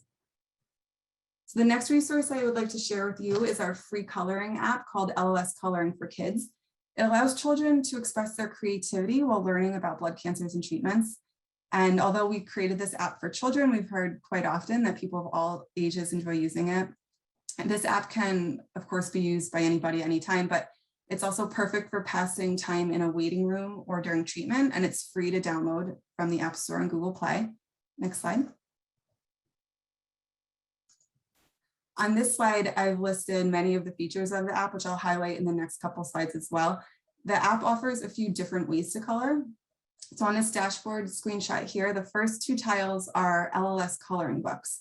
We took two of our existing coloring books, the stem cell transplant coloring book and Pictures of My Journey, Activities for Kids with Cancer, and we optimized them for mobile. So these coloring books are designed to help children cope with cancer diagnosis and treatment. And the third tile is a general book, which is a set of basic coloring images like animals, trucks, and food. And in that last tile, we have a free draw, which is an empty canvas to color on. Next slide. So this slide shows examples of pages from the LLS coloring books. In the first image, the carousel along the top of the screen is expanded, which allows the user to scroll through the entire book and select a page. And in both coloring books, children can have the stories and the activity instructions read aloud by pressing on that text-to-speech icon in the upper left-hand corner. Next slide. And these are examples from the general coloring pages and from free draw. The coloring tools are along the bottom of the screen, and you can see in these two images here, I used patterns, glitter, stickers, a border, a paintbrush, and a few other tools. Another feature of free draw is that you can upload images from your device's camera roll and you can draw on them, which can be fun. And in any of the images or books, you can save your work to your device or to the app. So again, you can learn more or download this app at lls.org/coloring app. And on the next slide, I have links to both apps. Next slide. All right, so the final resource I'd like to quickly share with you today is our 3D model library. We created a library of 3D images to help patients and caregivers better understand diagnosis, treatment, and procedures. The models are 3D, animated, and interactive to help patients and caregivers better visualize each of the topics. These models also serve as educational tools for healthcare providers to share with their patients. And on the next few slides, I'll show you the models that we built. Next slide, please. We have models for blood cell development, intrathecal therapy, lymph node anatomy. And next slide. We have a model for each of the leukemia, lymphoma, and MPN subtypes, and myeloma and MDS. This is an example from the CLL model. Next slide. And finally, we have models for several lab and imaging tests. And here's a slide from the bone marrow biopsy and aspiration model. Again, you can access the full library at lls.org/3D. Next slide. So thank you so much for your time today. If you have any questions, please feel free to email me. My email address is on this slide. Thanks again. Well, thank you, Amanda. And just quickly, if parent has a child who is diagnosed, how will that parent or kid find out about the kid tool, for example? Does a parent have to do something? Will they be approached? Will they be contacted by anyone? How do they get in touch with these tools? We do reach out to our patients and caregivers to share our tools. They're also on our website, shared in several of our various resources. So we spread the word as much as we can. Great. Really like the visual appeal of them. And the one up front with food and hydration seems like that could be applied to many conditions. Yes, absolutely. So wide application. Thank you very much, Amanda. Great. Thank you. All right, let's move on now to Dr. Tafia Haddad, who's from the Mayo Clinic. She, as you can see, is Chair of Practice Innovation. Great titles here. Chair of Practice Innovation and Platform over at Mayo Clinic Cancer Center. She's also the Medical Director of Care at Home Center for Digital Health. That's a lot of titles, Dr. Haddad. And you're going to talk to us a little bit about remote patient monitoring. Over to you. Great. Thank you so much for that kind introduction, and my appreciation as well to the NCCN for the opportunity to present Mayo's experience with remote patient monitoring. Next slide. So it's been really an unprecedented past 18 months with the broad adoption and expansion of telehealth and virtual care. But this was really made possible largely due to the alignment of healthcare policies in licensure and reimbursement models that again were aligned with these telehealth care delivery models. And with that, again, we have seen continued growth in order to continue to sustain and build upon this momentum and help persist the licensure, reimbursement, and the adoption by our patients and our clinical practices. We really need to be able to support more research to understand the value and the impact of these care delivery models on care utilization and, importantly, our patient outcomes. So I'm going to talk specifically about remote patient monitoring here in the next 8 minutes or so.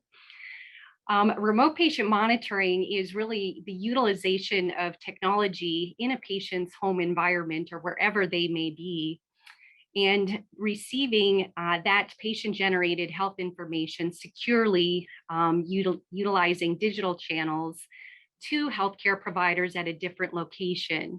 And those providers then review the data and provide recommendations back to the patient specific to their condition. At Mayo, we provide the technology kit directly to our patient's front door.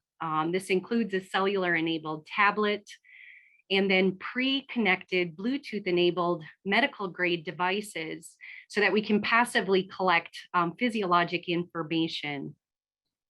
In addition to that objective kind of vital sign information, we can also push symptom assessments and questionnaires so we can get that subjective information about how the patient is doing.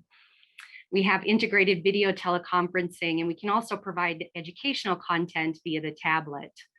All of the information we are receiving back, all of the health data from our patients is integrated within our electronic health record to optimize our nurses, our care team's ability to access the information and react to it, and again, provide patients with care recommendations. One of the other main pillars of the program is our operational support. So we have teams that support the development and implementation of each new program and use case for RPM throughout our organization. We have technical support to our care teams, as well as 24/7 customer assistance to all of our patients. We have a legal and compliance unit to make sure that every new program we develop and deploy is compliant with the different licensure and other such guidelines.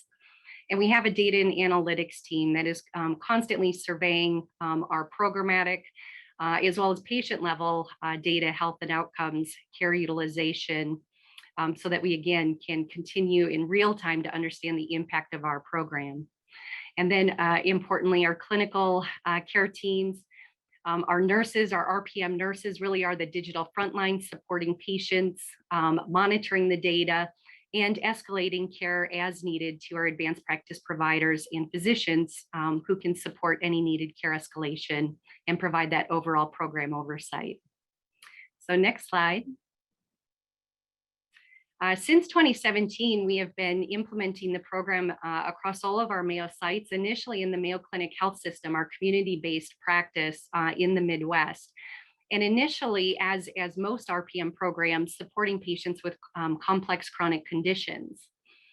In the lower right panel here, I have results from a study conducted at our Mayo Clinic Florida campus, a prospective randomized controlled trial of patients who are at risk for hospital readmission being randomized to RPM or no monitoring, usual care.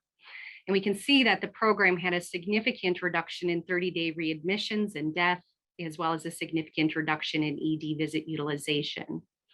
We've continued to grow our program and now are supporting patients in the post-acute care setting, and also now supporting patients with acute conditions such as COVID-19, acute kidney injury. And just in the last year now supporting more of their specialty practices, including oncology. And in fact, our first cancer-specific RPM program was deployed to support our hospital-based outpatient practice for patients who've received CAR-T. Next slide. Patients love the program. When we look at our patient satisfaction data, and this is consistent with other groups who have published such data for their RPM programs at their respective institutions, very strong satisfaction by our patients, with very few, only 2% of patients disagreeing that they would recommend the program to someone else. Next slide. When we look at the qualitative data, we can see that patients feel supported, they feel secure, they feel monitored, they have that close contact and access to nurses, to their care teams. The technology is very patient-centered and with a simple user interface so that it's easy to use, even for some of our older patients. As well, we have patients who are telling us, I went out and purchased the identical equipment so I could continue to monitor following program completion. And I think that's really a testament to one of our goals of the program, to help patients feel confident in their ability to self-manage their condition. The next slide. When we look at cancer patient outcomes specifically, we conducted a study looking at cancer patients with COVID-19 who did receive monitoring through our COVID-19 RPM program. We wanted to understand the impact of this program on their clinical outcomes, as well as their care utilization. And to do this, we conducted a cross-sectional analysis, and this data was presented by Dr. Pritchett at ASCO this year and subsequently published. In this analysis, we leveraged a separate database. This was a prospective observational study of our cancer patients, adult cancer patients who were coming for cancer-directed therapy during the pandemic and who received COVID-19 screening through our universal screening program. So on the next slide, all patients, again, had universal screening, and through the end of July of 2020, when we completed the universal screening program, we had 224 patients who were diagnosed with COVID-19. Only a minority of those patients required urgent hospitalization for management of COVID-19. The majority of the patients were managed in the ambulatory setting, either with remote patient monitoring or without it. And that cohort was the focus of our study. On the next slide, we show our outcomes, and specifically those patients, cancer patients with COVID-19 who were monitored in the RPM program, had a significantly lower 30-day hospitalization rate, with fewer patients who were seen in the ED who went on to have a hospital admission. And when hospitalized, those who were on the RPM program had a shorter length of stay, fewer prolonged hospitalizations, fewer ICU admissions, and lower mortality. And while the trends did not reach statistical significance because it was a small study with a small number of events, the trends are hard to ignore and quite compelling. The next slide. When balancing for some of the covariates known to be associated with poor COVID-19 outcomes, we again see a statistically significant 78% relative risk reduction in hospitalization rate, again attributed to the RPM program. Next slide. As we look ahead, there are many opportunities to continue to grow and build upon these very positive program impact and outcomes. And in our hematology oncology and radiation oncology practice, we are now moving to develop and implement a program for neutropenic fever management. We are continuing to evaluate the next generation of devices that are wearable and provide continuous data, and using AI and machine learning and predictive analytics to generate alerts to earlier detect patient decompensation while being monitored in the home. We're also moving to support our cancer patients receiving surgery to provide that postoperative support to reduce hospital length of stay and prevent readmissions.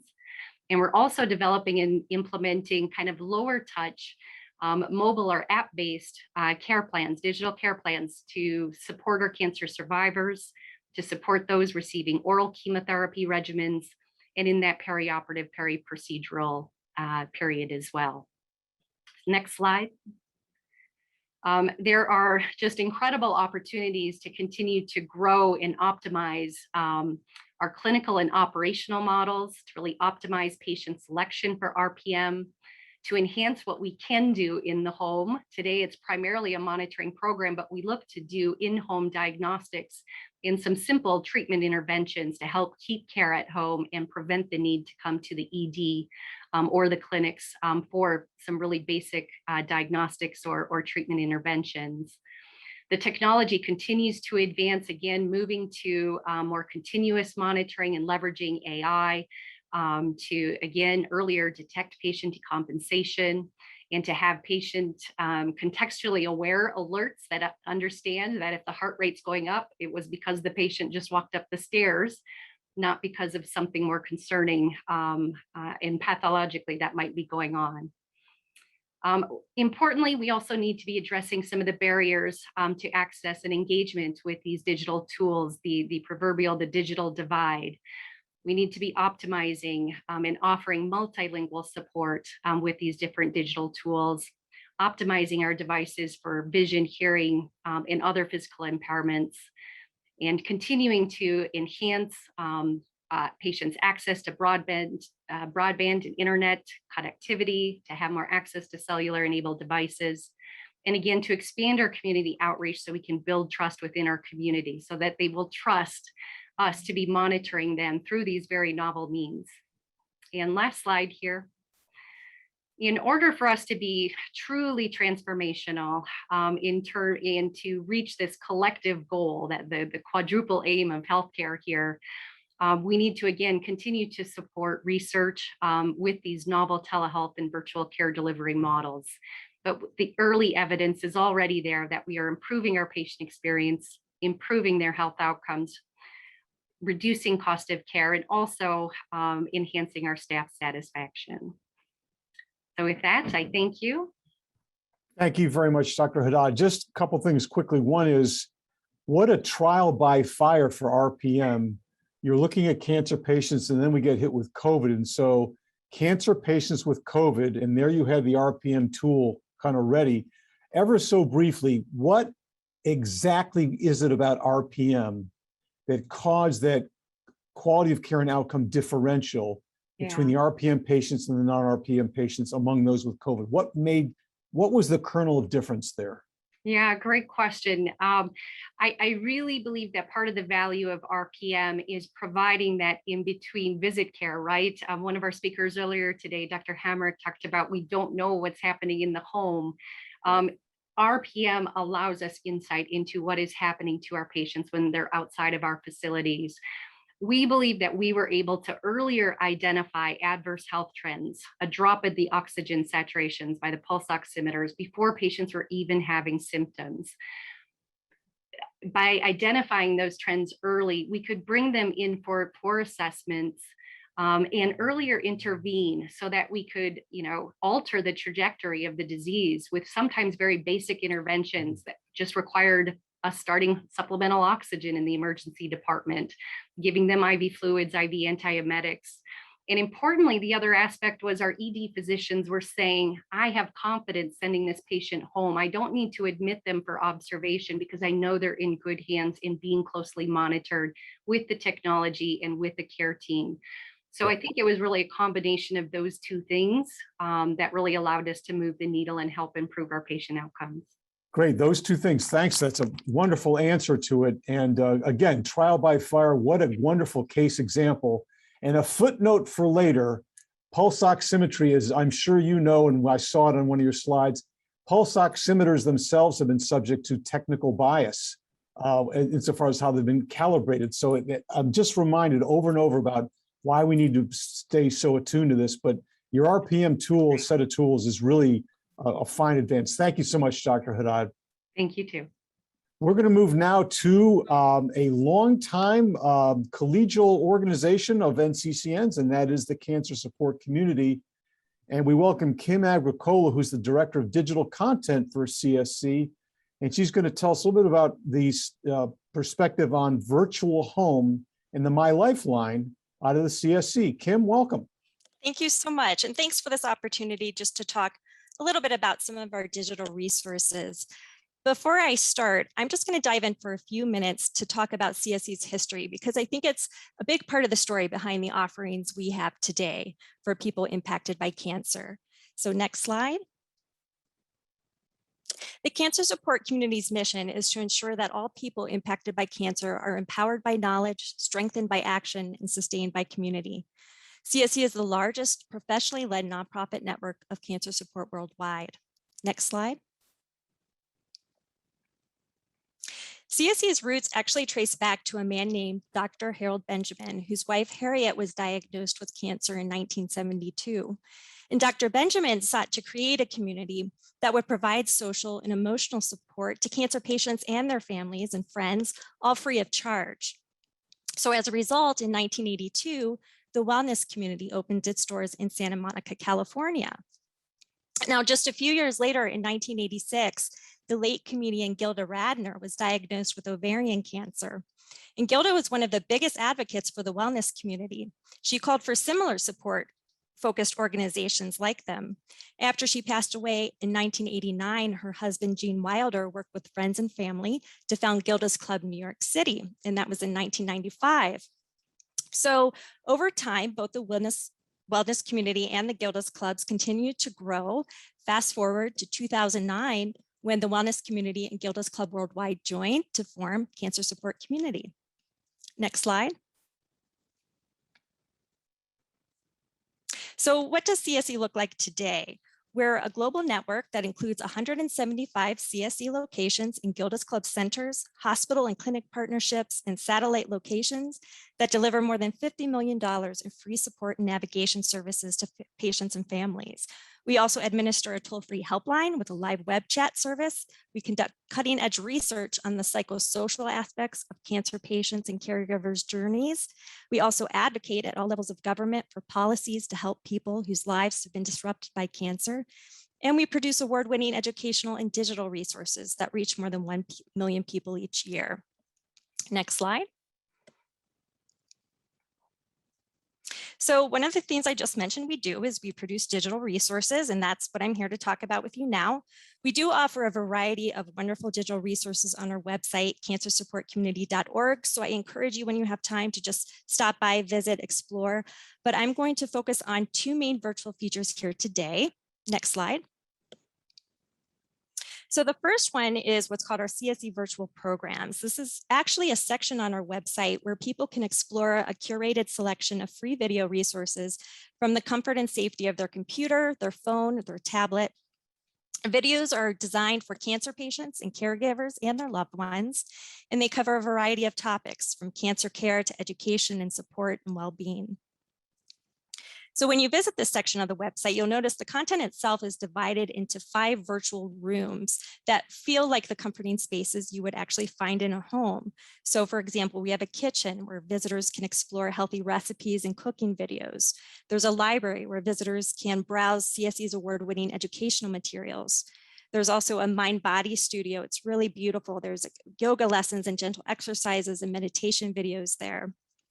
We have a support room where people can access coping and support resources. And we have an action center where visitors can learn about opportunities to become engaged and take action in the cancer community. And then finally, what we have what's called is a study. And this is a room that contains resources specifically for oncology professionals designed to bolster personal and workplace wellness. So I'm just going to note the virtual programs is something we introduced just last year. It was really a quick pivot with the onset of the pandemic. You know, when many people, including cancer patients, they began seeking services and support resources in a safe online environment. And as everything shut down, including CSC's physical locations, it was very important to us that we continue providing connection and community and education to people impacted by cancer anywhere, anytime. So in July 2020, CSC expanded our reach and services to millions of cancer patients and their families by producing this first of its kind virtual program space on our website. Next slide. So just to give you a sense of the videos in our virtual programs, I've included a sample here of one of our recipes from our kitchen. This is just a minute long, but it really gives you a sense of the recipe style of these videos. They're simple ingredients, easy steps, and they each address certain eating concerns that might affect people impacted by cancer going through treatment. So anything from dry mouth to nausea to people looking to add calories to their diet. So if you can play this video.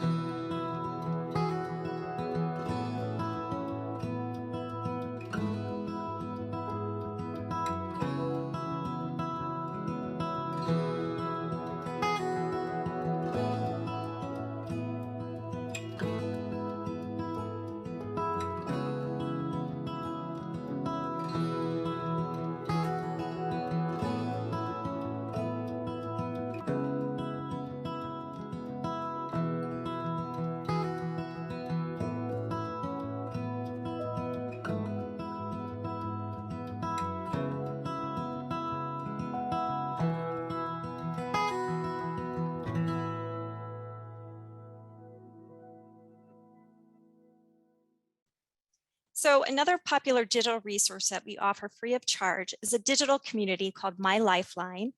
MyLifeLine is designed to easily connect cancer patients and caregivers to friends and family in order to reduce stress, anxiety, and isolation. So anyone impacted by cancer can actually join this digital community simply by going to mylifeline.org and registering and creating an account. And once they do, members can take advantage of a number of really great features here, including 14 different discussion boards. These boards are a place for people to connect with others who are experiencing what they are.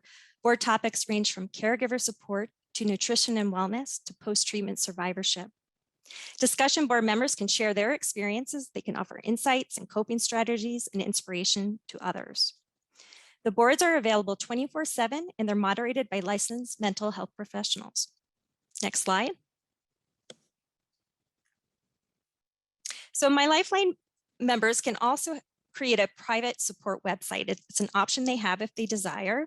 The Friends and Family site allows cancer patients to document their journey and receive social, emotional, and practical support from friends and family throughout the treatment process and beyond. It's actually quite easy to create a site, starting with registering and creating a member account. When members create their personal site, they can then invite whomever they wish to follow their site, and these are what we call guests. They can use the interactive blogging tool to keep friends and family informed about their journey, and they can also use a tool available through this platform called the Helping Calendar. And this is where they can ask their site guests for assistance with things like meals, childcare, and rides to appointments. So ultimately, all of these features of MyLifeLine are intended to help reduce that sense of isolation and anxiety that cancer patients can feel at any stage of their journey. Next slide. So as I mentioned, we have a lot of really great digital offerings on our website, and I do encourage you to visit cancersupportcommunity.org, check them out, poke around, and feel free to contact me with any questions you have. Thanks so much. Well, thank you very much, Kim Agricola. And CSC has for so many years continued to adapt to patient needs on distress and anxiety, and tools such as this that are of great practical importance. I will kind of pose a semi-challenging question back to you, and I'll only do it because I know that CSC is always so good at thinking on its feet, and that is this. You had my mouth watering over the banana smoothie, and I was checking out those ingredients, and I thought, gosh, I'd like to stop on the way home and pick those up. But then it also occurred to me that, you know, so many of the people with whom I know you deal are subject to food insecurity, and they may not have access to all those swell fruits and stuff, or let alone a blender and whatnot. And so what do you think about kind of helping to reach out to folks who are subject to those, to things like food insecurity, let alone housing insecurity and transportation security? I know those are top of mind. So kind of a tongue-in-cheek, challenging question to you on the banana smoothie. You know, I think actually that's a really great question. And I don't have an answer, but you've certainly given me something to bring back to my team to consider, because it's not something we've really discussed, but we're always thinking about. You know, in one of the earlier presentations, the comment about the digital divide came up. And I think there's a lot of different factors like that we need to consider in terms of what's accessible to people across the spectrum. And in this case, like you mentioned, fresh fruits, melon, these are wonderful foods to have if you have access to them, or, you know, can even afford some of these more, you know, nicer food items to have. So with that, I can't give you an answer, but I can say that your question has given us some food for thought. Okay, well, I've got faith in CSC that it's going to come up with a really good answer, because I happen to know that you do so much great work with people that are in these difficult situations, who are subject to disparities in cancer care. So, well, with that, thank you very much, of course, to Kim Agricola and Dr. Tavia Haddad, as well as to Amanda LaRusso. This has been quite enlightening. And I would encourage some of you, I saw some additional questions come in across the board. We don't have time to get to them. Some of them are they're all very good. You can get in touch with our speakers either directly or through NCCN to have any follow-up questions. I know that they keep the content of the chat, so we can refer back to that as well, so that may be useful. I'm going to hand it over to Gary in just a minute, but I do want to kind of have a summary observation here, and insofar as what I'm going to say is two sides of a coin, and that is, you know, on one hand, we heard so much about the advantageous proliferation of digital and other tools, other kind of high technology tools that are really increasingly user-friendly. They are continuous learning tools through AI and other means, machine learning and so forth. They evolve on a constant basis. They're available, many of them 24/7, 365. Predictive analytics are getting much more acute. They're just getting smarter. Digital therapeutics is kind of an emerging area. It's challenging the FDA, among others, to kind of figure out how to regulate it and so forth. And then we see things like remote patient monitoring that really are demonstrating what an important difference that they are making in very practical ways. So that's great. But then on the other hand, our distinguished speakers also pointed out that, well, proliferation of information is also sometimes information overload. And the information that we get oftentimes isn't all validated. It's not necessarily credible. And so we're also concerned about, if we're putting out all this information, a lot of it personalized, what about security here? So as we see these technological advances, and we laud them, of course, there are always unintended consequences. To finish with an upside, though, on the two sides of that coin, I and others are confident that the kind of people from whom we heard today, these truly national and international experts with all these diverse perspectives, technical, sociological, economic, policymaking, and so forth, this really gives us hope that we can really manage and innovate with these tools in a way that's going to continue to deliver for our cancer patients and their families. And again, we appreciate NCCN bringing this kind of program to us. We're encouraged, we're better educated, and we retain our wise skepticism in a way to make sure that this all goes in the right direction for all of us. So with that, Thank you to our splendid speakers, our keynoter, our presenters, and so forth. Much to be learned there. With that, I'd like to turn it over to Gary Waymiller. Hey, thanks, Cliff. Appreciate it. As Cliff said, my name is Gary Waymiller. I'm the Chief Operating Officer at NCCN, and I have the pleasure of closing out today's virtual policy summit. I want to echo what Cliff said, that we did hear a tremendous amount of information today, all very useful and all very insightful. And certainly wanted to thank all of you who spent your day with us listening and participating, especially for your questions. I know that there were several questions about would the slides from the presentation be available? We will be checking with the presenters, and if they are willing to share those slides, we will make those slides available to everyone. Also, some questions about the sessions being recorded, and they have been, and they are going to be available on the nccn.org website very shortly. So again, wanted to thank all of you for attending.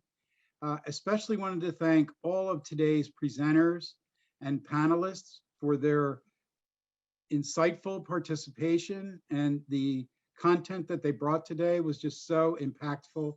I'd also like to thank our moderator, Cliff Goodman, for working his magic and pulling this all together, as he does always so skillfully and artfully.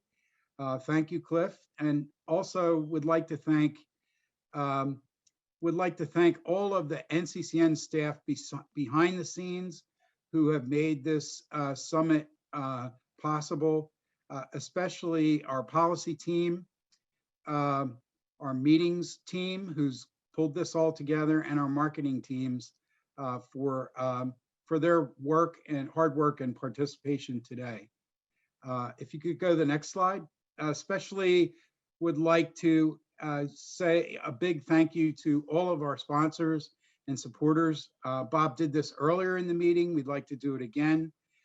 And to also let you know that it's very important, your support. Without it, we would not be able to put on programs like this. So thank you again for your support and participation today. Next slide. So also, before we conclude, I'd like to highlight that the NCCN 2021 Virtual Patient Advocacy Summit is scheduled for December 7th, 2021. The summit, Advancements in Precision Medicine and Implications for Quality, Accessible, and Equitable Cancer Care, will have its registration open very soon. So we hope to see all of you participating in that as well. And then lastly, next month, if you can, please join us for the virtual Hematologic Malignancies Congress. This Congress will provide for expert discussions on latest treatment advances, updates to the NCCN guidelines, unique and challenging patient cases, and just jam-packed with other information. Registration is open now, and if you can, please join us October 14th through the 16th. Again, thank you for your participation today, and we hope to see you again at many of our upcoming events. Thank you.